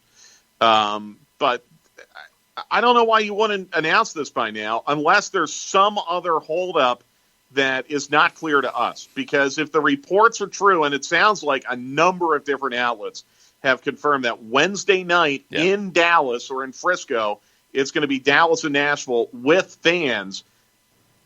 You can't just put that together in 3 days. You know what I think that's going to go, though? And I think it's been alluded to by The Athletic. Season ticket holders are getting first crack. And I think it's the only crack. Like, I don't think anybody other than season ticket holders would have an opportunity to be there. I don't think it'll be a public I get sale. that, but like, if you've got work or school on Wednesday and you're an FC Dallas season ticket holder, it would probably help you if you knew that you could plan on going to that game Wednesday at 8 o'clock or not, right? Yeah, and the club's probably also happy if it is a very limited capacity of people who might not be able to attend, especially the first one. You're probably right. Yeah, because if they're season ticket holders, the money's in the bank anyway. That's a really good point. Yeah, and it's a small base. With Dallas, I mean, it's a small season ticket base. Like, here it's a different conversation. But most teams around the league, I mean, you're talking 3,000-4,000 people, and it's probably 3,000-4,000 tickets, and probably even less people because you got families involved and multiple tickets attached. So, yeah, I think you're especially early, and I would assume Dallas is going to be pretty careful with this. That it might be 500 people in the building. Yeah, let's go back to Goff's report for a second. I want to try to maybe figure out these pods here while we're all on the line together. I have pen and paper ready to go. All right, so Philly has not yet played, correct me if I'm wrong, they have not yet played Red Bulls. They have not yet played DC, correct? I don't think so. I don't know if that's going to matter, They have played New York City. Yeah. They have not played New England, I don't think. I don't think so. Okay, so here's where I'm going with that. do you want to put Philly in a pod with New York City and have them play twice more when they've already played once? I don't think they care. And this really comes up with Cincinnati. Atlanta's played Cincinnati twice. Are they going to pod Atlanta United in with Cincinnati when they've already played what the schedule maker said should be their maximum number of regular season fixtures? I don't know. And that goes back to what Goff is reporting about how there might be some pod overlap where, I mean, let's take DC, for example. They've played New England once, at least. So do you want DC in a pod with New England where they would play them twice more, which gets them to 3 on the season? Now, then again, they might not be worried about any of this. Yeah, they I'm might not just expecting be them trying to to schedule fixtures right now. Mm-hmm. Yeah.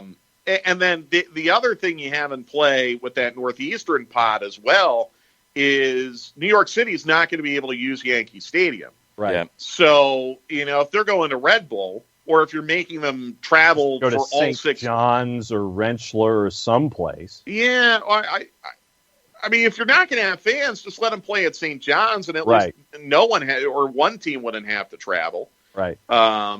Because look, New Jersey, I mean, if the state of New Jersey is not letting any fans in for the Giants, Jets, or Rutgers, they're sure as heck not going to let anyone into Red Bull Arena. Okay. 50 people. Right. Yeah, right. So, I mean, that's not going to be a consideration where, hey, you can play New York City at Red Bulls twice and sell tickets to both. Pretty much everyone up there is not going to allow fans the way it's. I don't know about Massachusetts, but Pennsylvania, New Jersey, New York. So, to your point, John, yeah, you could play at St. John's, and then at least that way you're minimizing travel. I don't know if Philadelphia is thinking, hey, we might be able to go down to the University of Delaware and play in front of fans. I don't even know if it's worth it really to pursue those types of avenues right now. But the venue use could be coming into play as well. So I would just say let's not assume that it's going to be 2 games Orlando, 2 games Nashville, 2 games Miami for Atlanta United. Because Atlanta United has already played Nashville once. I don't know if the league would want them playing twice more.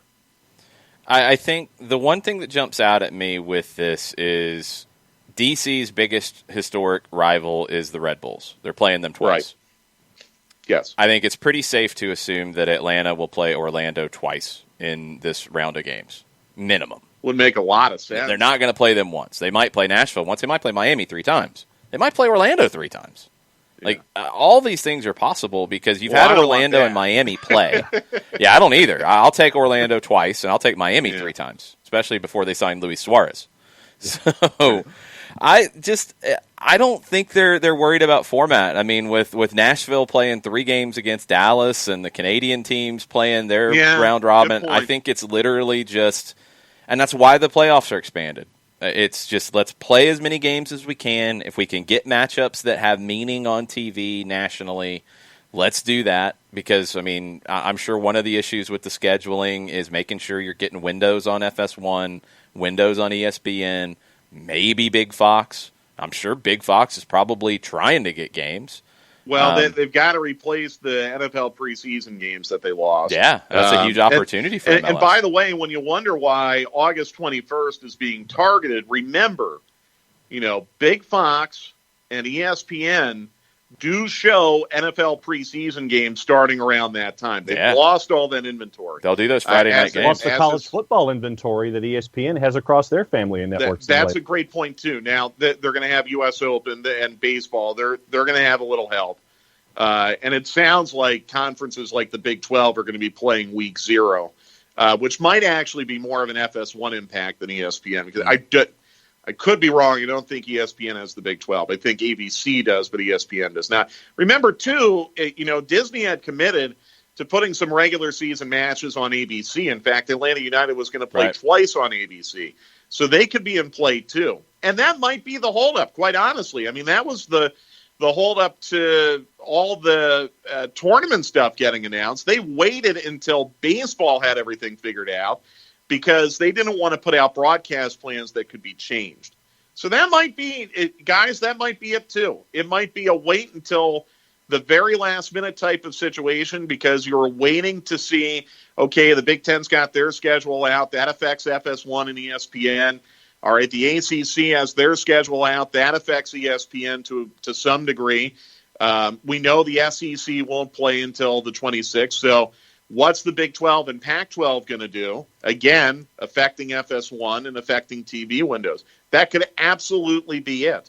But I get the sense talking to the people that I've been talking to that most of that has been worked out. Yeah, because I think the Big 12 actually is backing up some of their dates against non-conference opponents because I think Big 12 is a +1.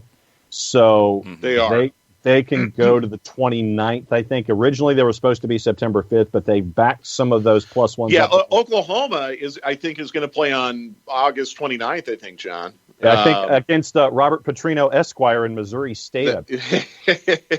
That is true. That's exactly right. So, yeah, I mean, Jason Briggs, you guys bring up a really good point. That could be part of the holdup, too.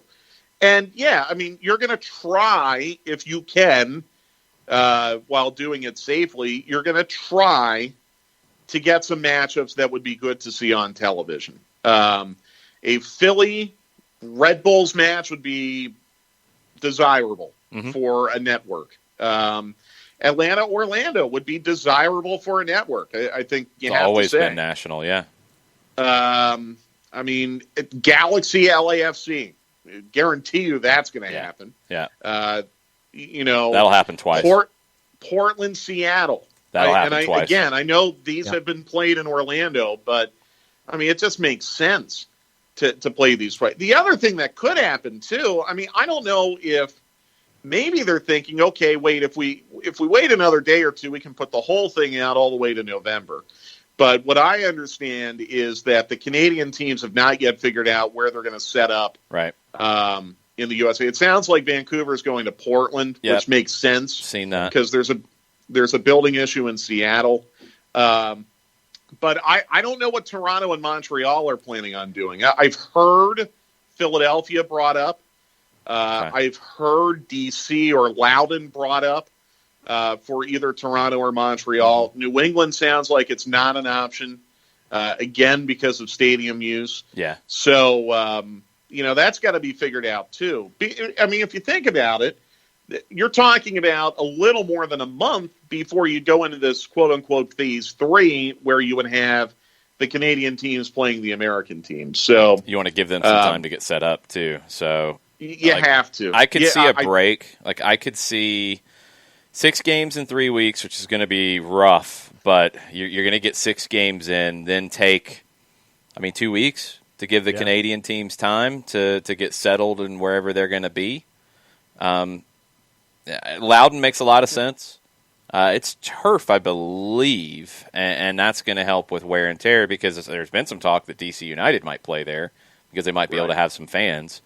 There's not a ton of other options. I mean, you have Control at Philly in Chester, but we've seen that turf get beat up from time to time. Yeah. You want to be careful about that. Audi Field, I guess, is a possibility. We've seen that turf get beat up from time to time through overuse. Well, it sounds like the District of Columbia is taking a really hard line on anything being held there right now. Right. Even with no fans. You've got some real limitations on where you can go. I mean, Red Bull Arena, I think, is a strong possibility. I mean, especially if it's Toronto or somebody playing there because you're not worried about Toronto fans showing up. So you know that you've got control of the building. You know it works for TV. That field has always been quality, even when you've had crowded schedules. So for whether it's NYC or maybe one of the Canadian teams, Red Bull Arena would make a lot of sense. Yeah, absolutely. Columbus would make a lot of sense, too, because, again, they control their own facility. But we're just going to have to wait and see. It's going to be weird. I think Rochester would make a lot of sense. To be totally honest with you, I think in a perfect world it would. My understanding, and I don't know this for sure, the Rochester Rhinos went on hiatus and they've stayed on hiatus, and they had control over that stadium, but they defaulted on it. And I believe it's reverted back to the city. I don't think it's in shape to host games for TV right now.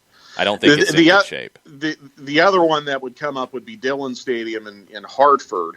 Yeah, that would actually be a decent possibility. Hartford petitioned for Major League Baseball. They wanted the Blue Jays. Yeah. Now, again, the state of Connecticut has really restrictive travel policies right now. So I don't know if that would come into play or if there'd be some kind of waiver. But Hartford, I think, would also make a ton of sense. Because they're also digging out of Isaias right now, and so Ned Lamont is just true. National television, so that might take a little bit of time. See, as well. Bringing up USL is interesting because then you can start to look at, Louisville as a possibility with their venue and venues that are set up for TV that will work for broadcast, because that's going to be the number one factor here is you got to get these games aired around the world. So USL venues would be completely fine for these Canadian teams potentially. Yeah, I think the bigger concern is going to be non-match infrastructure. You got to be a little bit careful. Like, I don't know if you can land a 757 in Lansing, because you're going to. My point is, these teams are going to have to charter in and out. You're going to have a encampment set up for probably 2 or 3 months, which means you need to have a comfortable hotel. You need to have training facilities nearby. You need to have access to your own gym, things like that. Probably every USL city is going to have that, but I'm not like 1,000% sure that would be true. And that might be one of the things that they're researching right now. Let's go back to Rochester.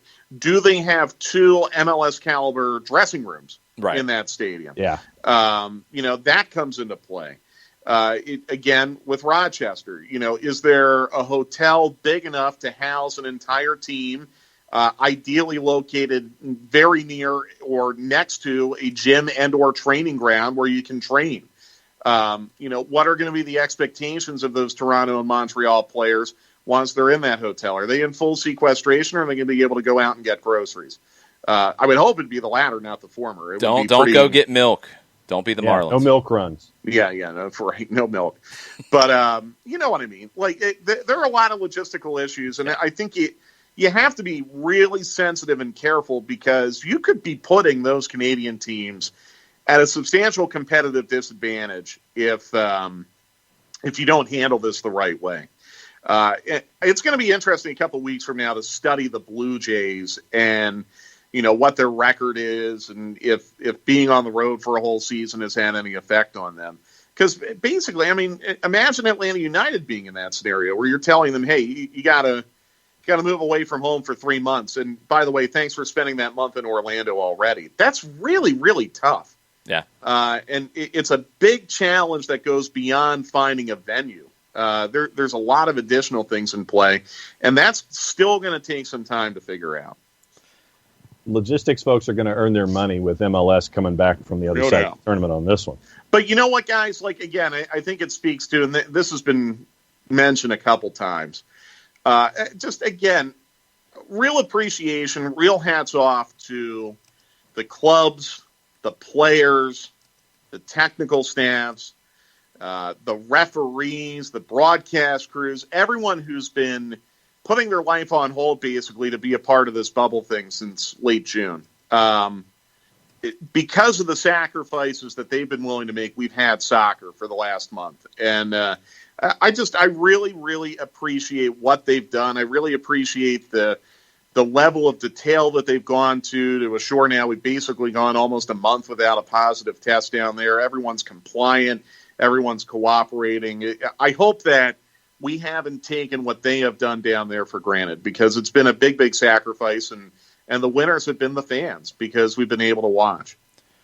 Chris Ashley, our Twitch chat room is, I think they're trying to go with the name The Locker Room now. We're going to see if that sticks. Okay. They're trying to name themselves, but Chris Ashley has the idea of the morning. Any chance Charlotte would try to get one of the teams there? Be a good trial run for Bank of America Stadium.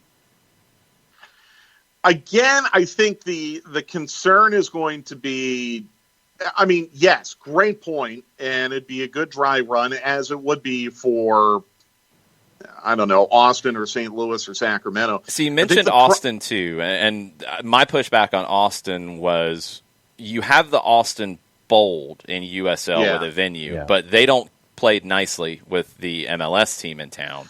The MLS team doesn't have control of the venue. Not done yet, right? Right. And again, this goes back to Charlotte. I think the concern is you got to schedule around the NFL. Yeah. You also have to keep in mind that the Panthers training facility is connected to that stadium. So as far as social distancing and being able to, kind of manage the use of those facilities without the two teams crossing over, I'm just saying it might be easier in a USL venue or a vacant venue right now, where you can have full control over all of that as opposed to sharing with an NFL team. I think that's why you haven't seen Montreal linked to New England.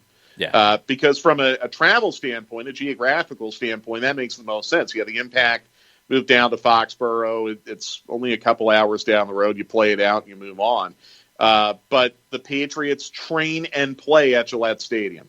So your usage of Gillette Stadium is not going to be unlimited. And I think that's one of the big things that's coming into play right now. You've also got New England Revolution, too, in USL League One, who plays at Gillette. So that complicates it even further. The more I think about the Toronto situation, Pittsburgh is really starting to come to mind for me. Because that's a good call.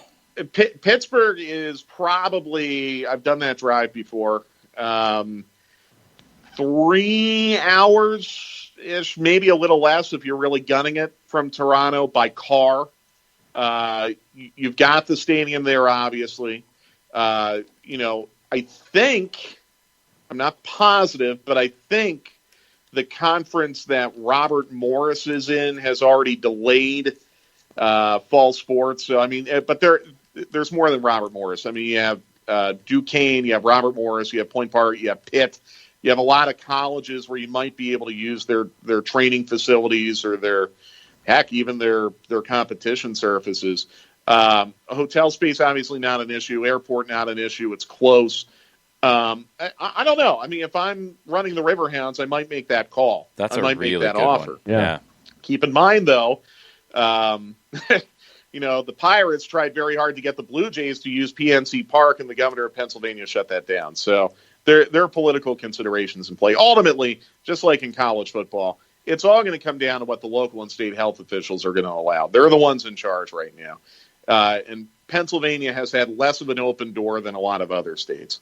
Yeah, and considering yesterday, I want to say the Pennsylvania High School Association basically pushed everything to January. Well, no, actually, so that's not quite what happened. I still, I don't anymore. I've kind of retired, but up until like a year or two ago, I was still doing PIAA championships on TV up there. The governor said no sports until January, and the PIAA, which is their equivalent of the GHSA, has said, well, that's just a recommendation. Well, so the PIAA wants to keep playing. The governor has urged them not to, and that's kind of where they're at right now.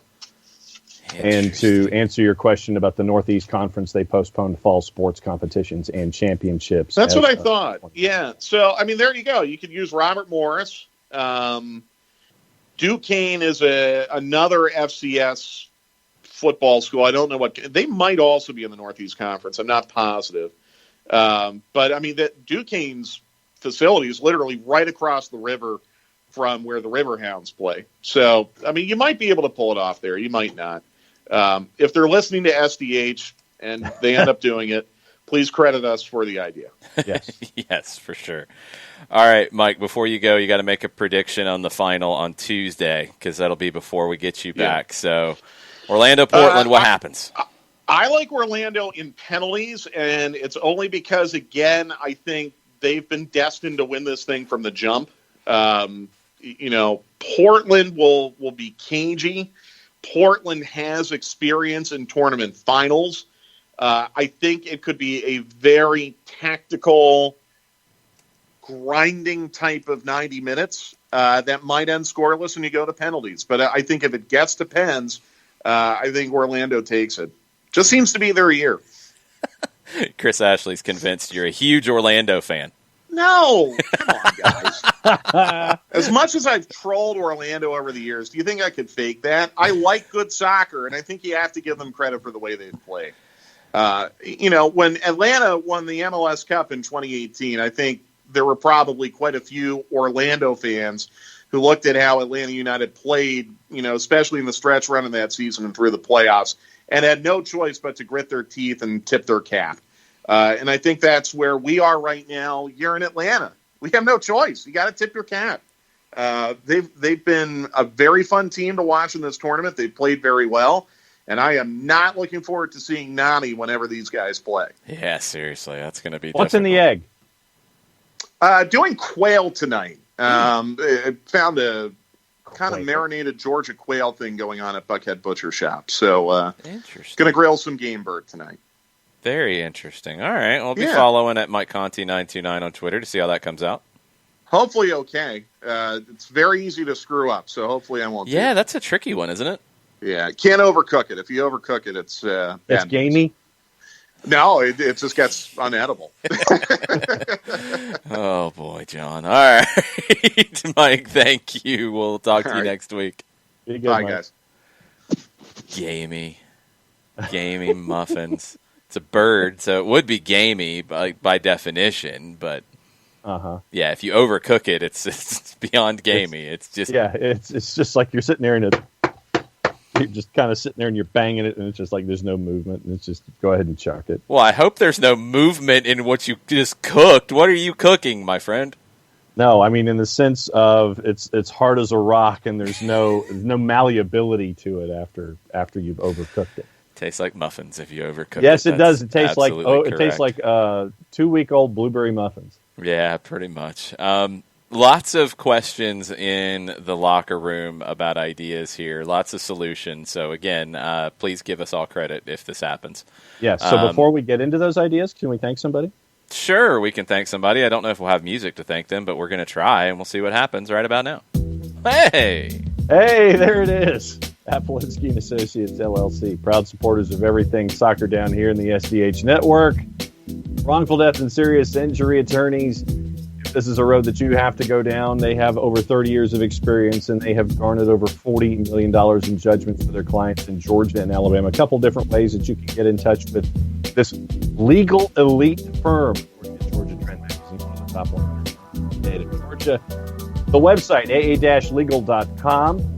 Go to the website, hit the URL, hit the enter button on your keyboard, on your phone, however you want to do it. Pop-up window happens because that's what they call it. It pops up right there, right-hand corner. You can have a conversation 24/7, 365, 366 with someone about your case, or you can leave an email, steve@aa-legal.com, or give them a phone call. Get a free consultation, 404-377-9191. Appolinsky and Associates, LLC. Once again, proud supporters of everything soccer down here in the SDH Network's wrongful death and serious injury cases. The website, aa-legal.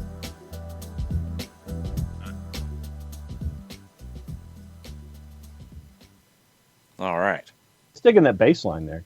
I didn't know that. I guess that meant that the promo was going way too long because I was hearing that extended bass line. It carried on a little bit. It's okay. Steve deserves that time. He does.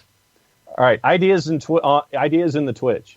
There's a bunch of them on possibilities here. Questions. Cleveland from Abby. 4.5 hour drive from Toronto, under 4.5. And like I said, I think the biggest thing, or like I said in the locker room, I think the biggest thing is going to be the training facilities and all that package.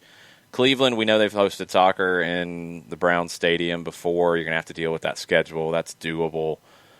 Could be a possibility for sure. Burned asked about Buffalo Bills Stadium. Is it wide enough? I don't think they've ever hosted a match there, so I don't know. I'm leaning to no because I don't think they've ever done anything soccer-wise in that venue. Yeah, I've covered events there, and it is a tight space. Oh, then forget it. From the football sideline to the wall, Yeah. It is a very, very tight space. Well, then forget it. That would be a no. Syracuse. Could you work around Syracuse's schedule? You could. I mean, you could definitely work around it. Could you get a soccer pitch in there? Yeah. That'd be the question. Yeah, I don't know. I can't remember them ever. I think they're renovating the Carrier Dome too, and I think they might be getting a new surface as well. Okay, so throw that one out. Ragamuffin throws out Penn State. I don't know about the training facilities. That would be the thing. Yeah, and housing and all that kind of stuff because it's a college town. Yeah, and Pennsylvania's been difficult, so I'll go no there. Ricky said Ivy League stadiums, and I said I know the Yale Bowl has hosted soccer before. So that would there's be no Ivy sure. League football this year. Yeah, so that would be one that would definitely be possible. But again, then you're getting into the state of Connecticut and issues with that. So maybe not. It's going to be interesting because whoever's dealing with logistics operations, they are going to earn their full paycheck in 2020 and then some, because it's not going to be easy, even for the teams that are in their normal venues. I mean, you just have so many different things that you have to do right now. You have so many different elements. You know, when teams come in to visit, like, for example, when Atlanta plays at Mercedes-Benz Stadium, and I'm assuming they'll play at Mercedes-Benz Stadium. I don't know if that's a definite, but I'd assume they will.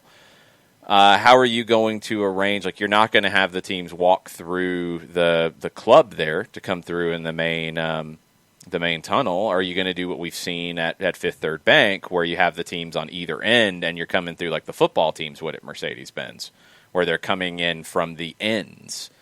Probably that's more logistics to sort out, because Atlanta United's locker room is set up right there in the tunnel. Maybe they come through the tunnel. Maybe the visiting team comes through on the end.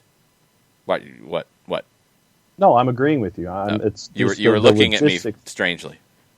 No, I was processing what you were saying as you were talking about it. But yeah, I mean, it comes down to venues, and I mean the USL, when they put their plan together for protocols across the board, I think it was a 50-plus page document by the league themselves, and then the teams came up with their own protocols that were issues that they felt they needed to address as well. So you're looking at basically 100 pages worth of documents per team in the USL, whether it was Championship or League One, just to make sure that everything on a game day was possibly covered. Ingress, egress, fans, no fans, teams, workouts, transportation, all of these things that you don't really think about that are a part of the game day experience. It is down to the minutia of every single movement. The second that a team hits the ground, if they're coming in from outside of market or if you're the home marketed team, there's a lot of stuff that you don't think about that you have to sit there and you process A, B, C, D, E to make sure that everything goes off as well as it can. MLS will probably take cues from that. They'll take cues from Major League Baseball. They'll take cues from the Bundesliga and how they've all handled it and what these things look like. There's some reports out of Montreal that the Impact could be back in action August 22nd, which, again, lines up with everything. MLS will be back playing games the weekend of August 21st. I think the only things left at this point are who's playing who and what the game schedule looks like because of national TV and international TV in general. It's all going to be factored in. So Montreal looking like the 22nd, DC looking like the 21st. This is leaving Nashville and Dallas out because they've got some games to make up. Looks like MLS will be back at that point. Now, venue to venue, fans, how many fans, all that kind of stuff will be up in the air. Chris Ashley's trying to get the Montreal Impact to Greenville, South Carolina. That's what he's trying to bank. He wants them to bring Poutine with them. Well, I mean, Legacy Early's getting reps. Chris knows what it would be when it comes to facilities, and all you have to do is call up John Harkes and the Irwin family, because they could lay it all out for you and sit there and go, okay, here's what we have to work with. So yeah, I see where Chris Ashley's coming. Oh, Chris, by the way, you're on the clock. I need to catch up with you for your 1v1 discussing said Greenville Triumph leading into this weekend. So you're on the clock for later this afternoon. Oh, well, all right. Booking guests. Programming note. Yeah. It's his week. Yeah, I see how it is. Exclusive, in all caps, in the Evening Standard. Revealed. Premier League contingency plan for future curtailment could see just half of fixtures played in the upcoming season. The Premier League has said, or in their documentation, that they would consider the 2020-2021 season complete in the event of just half of all fixtures being contested. They are concerned about a second wave in the UK. You're worried about these contingency plans. So under the proposals for the next season, the top flight would have already passed the threshold for the season to be considered valid halfway through. Remember the whole null and void argument about this previous season. They didn't really have any kind of contingency plan in this case. Now they do. You finish half the season, you can declare it null and void. It's done. It's good enough. That's what the Premier League has worked through. Final placings would be decided by points per game in the event that at least 50% of scheduled fixtures have been played. That would mean relegation. That would mean the European qualification. That would mean everything could be based on that. 14 of the 20 teams would still have to vote to curtail the season. But once it's voted to be curtailed, if that happens, you get past the 50% mark, your season's good. You don't have to do anything else. You can make it work with that. You have to have these plans. I mean, this is stuff that you never considered. You never thought of in terms of rules and regulations. You never worried about it. So, now that we've seen those loopholes, that there were things there that you didn't plan for, well, now you got to plan for them because you never know. Now, I don't know if this means that they're really worried about numbers going up at the moment, if this means they're worried about a second wave, or if it is really just true contingency. I lean to the latter. I lean to the fact that this is to be extra careful with everything and to make sure that you're covered. But you do have to consider that because it doesn't really look like this is going away at the moment. So you have to be planned for it. Yeah, and as you were laying out the scenarios, because we remember all of the ruffled feathers that we're discussing, null and void, and everything that happened from the last Premier League season, just to have plans for every possible contingency. And I know that we've seen talk out of Europe from news agencies about a possibility of a second wave, winter comes, and all of that stuff that we've heard as well. So I would rather have plans that you can reference and have votes on instead of sitting there and trying to rush something in where you have a lot more negative discussion and feedback on it. But no, I think that this is just, it's part of the planning for everything, just to make sure that everything is okay and that you have all your bases covered in eventualities. What a plonker. So the EFL gets the plonker of the day. Okay. They issued a statement an hour ago about Charlton Athletic. So to rehash, Charlton Athletic has changed hands how many times? Like 93 in the past 12 months? Yes. They have currently owners who are not approved by the EFL, but somehow they're in charge, right? Yeah. The EFL issued a statement. At its meeting earlier this week, the EFL board was asked to consider Owners and Directors Test, the OADT, applications lodged by Charlton Athletic in respect of a number of different individuals. Ding, ding, ding, what in the world is going on? Second paragraph. Following a full and comprehensive appraisal of all the relevant matters, the board determined that 3 individuals were subject to a disqualifying condition, and the EFL declined to approve their applications. Those individuals have 14 days to appeal the decision. The EFL continues to consider applications from other individuals under the OADT. How many people own Charlton Athletic, first off? How long ago were they actually purchased, which I thought was like January? Yeah, it was. And yeah, the EFL's been busy, but it's August 7th. And what? Yeah. Everybody who was a Charlton Athletic fan did not like Roland de Châtelet because he didn't invest, and so he sells to East Street Investments for £1, a consortium led by a Syrian businessman, an ex-agent, and a financial advisor. And remember, those guys were going at each other because I think it was one of those three individuals, I want to say it was the ex-agent, had 2 Range Rovers or 2 Rolls Royces that he had purchased that were a part of his compensation package that he was using funds from Charlton Athletic for part of that. And part of that deal for the buying for a pound was a deal to buy Charlton Stadium within 18 months for £50. So then the ex-agent claims that the group that he was a part of was supposed to act as the club's custodians. Then you get on that ugly spat that we were talking about. The Syrian businessman accuses him of stealing the club's money, including the Range Rover. The guy denies the allegations, accusing the Syrian businessman of failing to put, quote, a single penny of promised investment into the club. In the end, the ex-agent was fired, made allegations of wrongful dismissal, and then they were also part of a transfer embargo after the Syrian businessman failed to provide proof of funds to the EFL.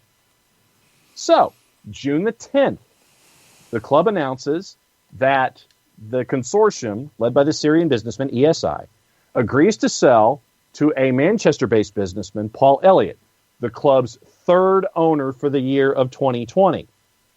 But now they don't know who owns the club with the Manchester-based businessman who bought it in June. He's aided by a lawyer, but they've yet to bring in all the proper documents for the takeover.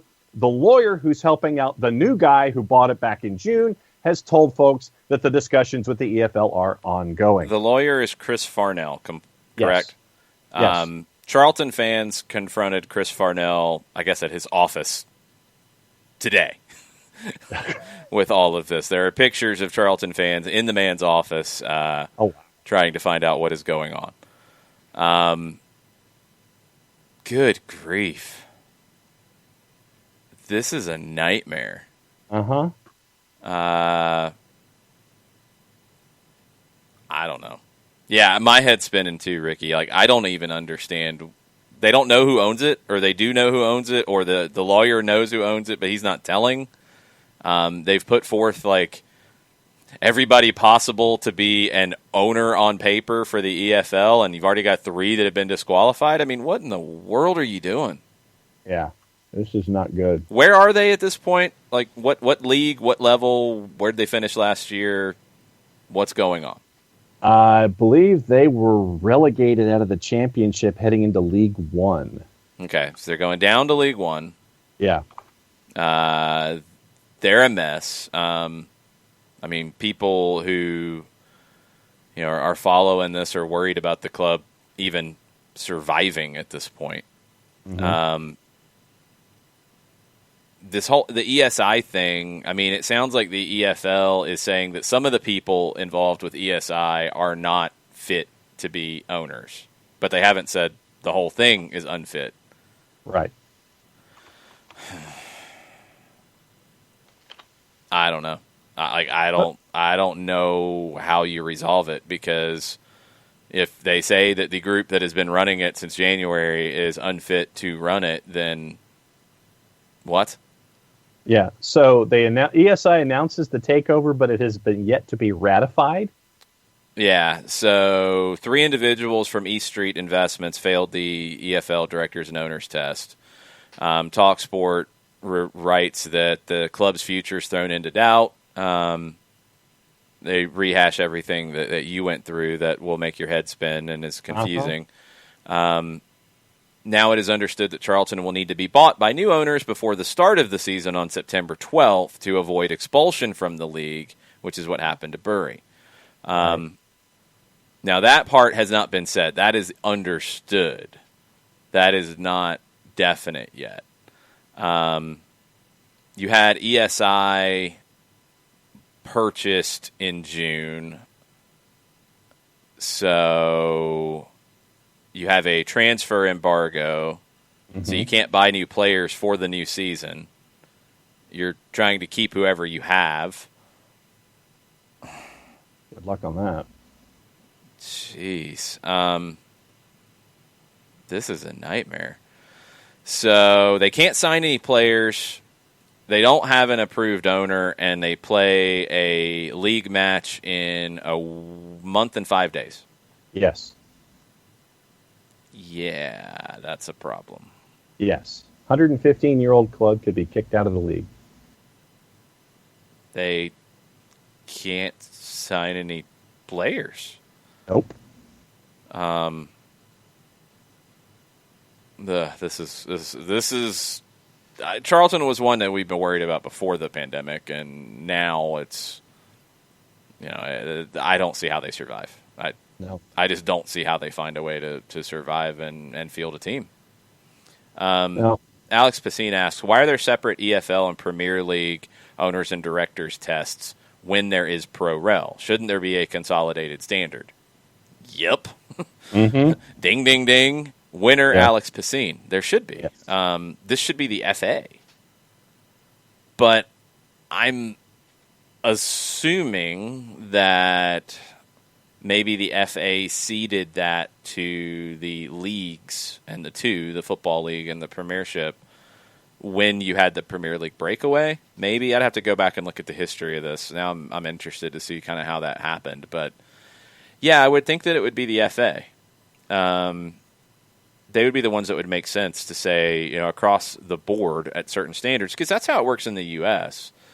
You have the professional league standards that are set by the federation, and they're different level to level, and that part's fine. It can be a little complicated when somebody goes, up and they were approved at one level, but they've won their way up. I get that in England. That's different than here. Here, if you want to buy a team at the third division level, you have to have a net worth of a certain amount. You have to be approved, et cetera, et cetera. The FA should be setting standards, and you should not be in the situation.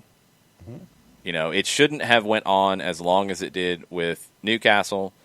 It shouldn't have happened with Wigan. It shouldn't have happened with Bury. It shouldn't have happened with Bolton the way it did. It shouldn't be happening with Charlton. It's only going to get worse because you're going to have some of these owners who were fit before who now are not going to be fit, and they're going to have to sell, and you're going to have people come in who are not fit to buy the team, but they've got some paper money to throw at it, which might not be real money, and you're going to have more of these situations because it's about to get desperate across the pyramid in England, and it's going to be the same in every country. But England is going to be the highest profile one, and I mean, now you've got a club that is, as people are tweeting, like literally fighting for its existence. Yeah. Like that's where you're at right now. And you mentioned Bury. Bury tried to submit paperwork to be readmitted into the pyramid, and that was declined yesterday. So Bury is still in the outs as an entity. Outs in the pyramid. Yeah, they wanted to try to get back into some form of the English ladder, and that was denied. Okay, so it had to be obviously all the way at the bottom. Yeah, so that's denied by the FA. That's separate. Yeah. Okay. Okay, that's interesting. This is it's only gonna spiral worse, and we'll see where it goes. So. Okay, other stuff on the board before we wrap up. We mentioned Wigan. A player that I'm waiting to see where he ends up is U.S. men's national team left back Anthony Robinson. With that points deduction relegation appeal denied, Wigan's going down, and it seems like there's some kind of a trigger for Robinson that he can go for as little as £1.5 million in a transfer. He was going to go to Milan, and medical testing ruled that out at the very last minute. There had been some talk that Milan could be interested again. They might be able to get him for a lot cheaper. There's also talk of many other clubs, Championship and Premiership, who are interested. So keep an eye on Anthony Robinson because he's going to move. Where he moves will be the question mark. He's a potential national team player, but he's got to end up in the right place. The Women's Super League first couple of weeks are scheduled. Chelsea is your champion. They will begin their title defense at Manchester United on September 6th. So the Women's Super League will be starting the week before the Premiership. They've got the first 2 weeks scheduled. They'll announce the rest as they go. So we'll see what that looks like. But they have the plan to get them back on the field, which is good. I was a little worried about some of the costs and how that would go down. That is going to happen. Chris Ashley is advocating for Anthony Robinson to go to Leeds, of course. Yes, of course. No shock there. Ricky had a question for you real quick. Didn't some fans make a club in a super low level in England recently? I mean, I know we've seen it in Manchester with the breakaway fans from Manchester United. Yeah. We've seen it a few places, right? Yeah. I mean, you saw it with AFC Wimbledon, I want to say 10, 12 years ago when they started this kind of stuff. And so it is something that has happened. What is it? It was FC Manchester United. I know that the FC United of Manchester. Yeah, FCUM. I was trying to figure out the logistics. Yeah, so they have done this kind of stuff, but you've had to start all the way at the bottom of the pyramid, and you have to get approved to come in though too, and that's where Bury's stuck right now, right? Yeah, right. I guess their plan has not been approved to come in the door. Right. And I want to say Harrogate Town that has now made it into League Two as the team that won the National League playoff. They've had a really storied run as well as a team that started relatively soon. I mean, they don't have the history that a lot of teams have, but I don't want to say it's like a decade or 15 years ago that Harrogate Town came online, and they've rocketed up the charts too. So yeah, it has happened. In Argentina, Ornado is reporting that the Argentine FA will pay for coronavirus testing at all of its clubs. That was a big concern for teams at all the different levels to get the testing paid for. The FA is going to do that. Teams are starting to return to their training grounds today. I know Boca was coming back for testing today. The Libertadores teams were supposed to come back first to prepare for matches starting in September. Training is supposed to start back on August 10th, but they've got to go through that testing to begin with.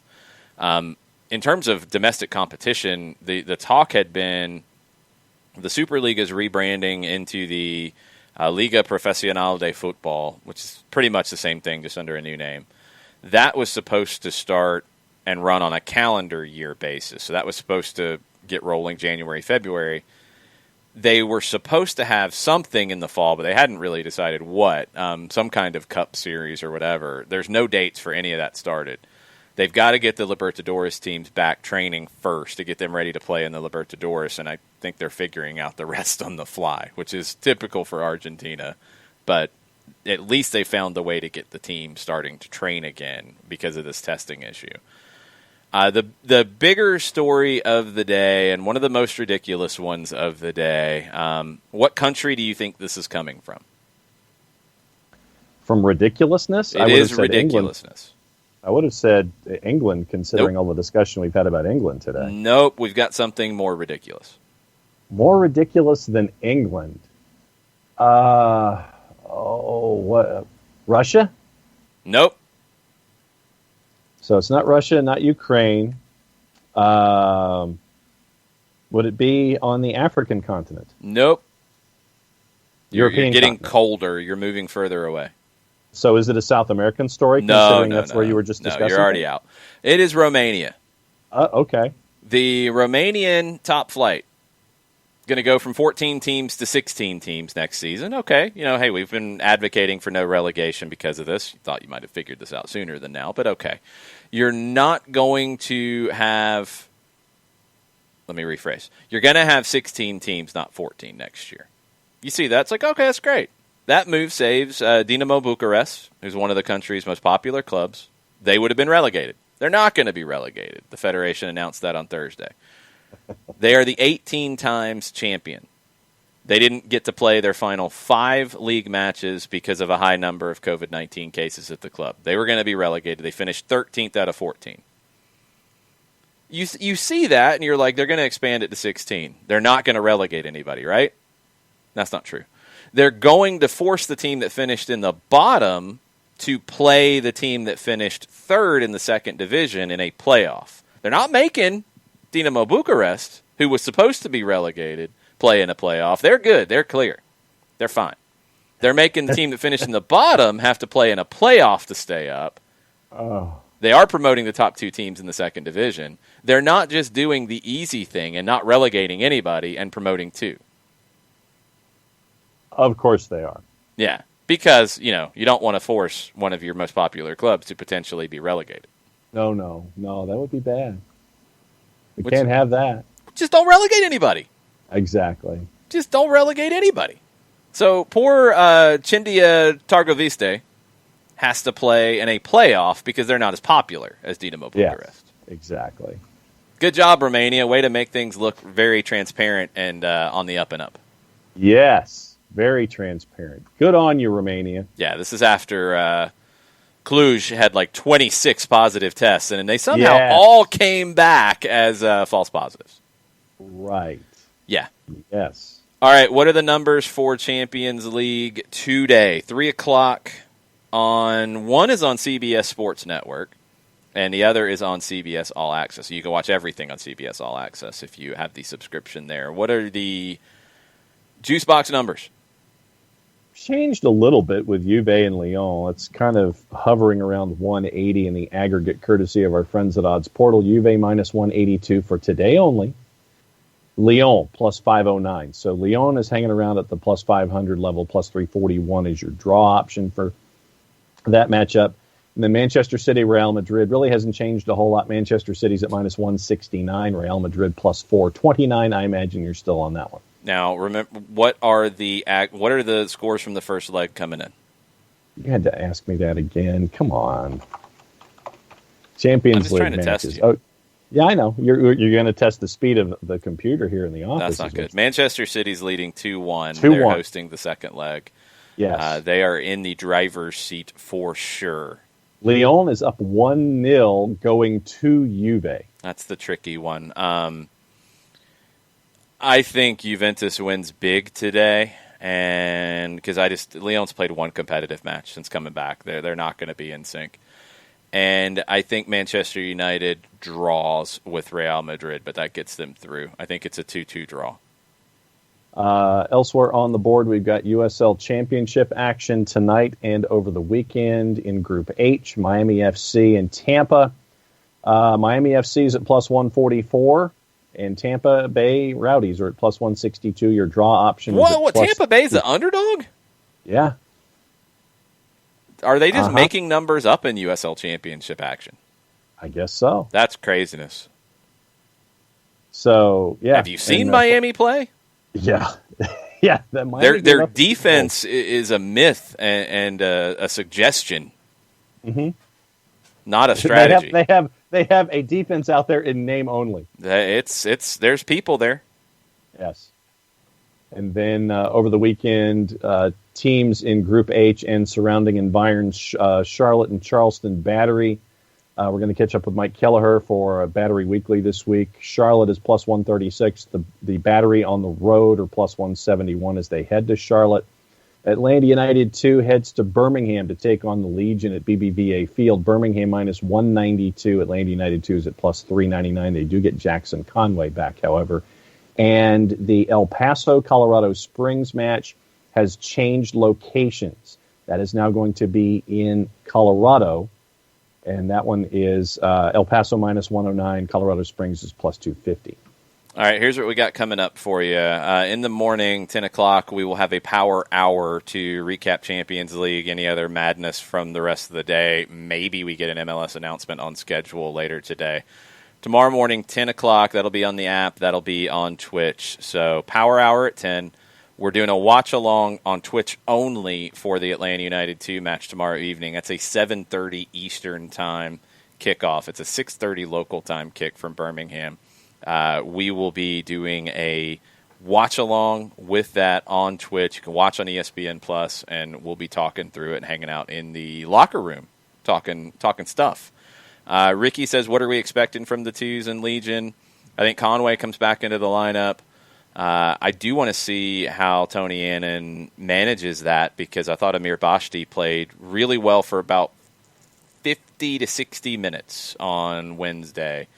But but he didn't have a full 90 in him, and you need him to start getting to where he's impacting games for longer periods of time.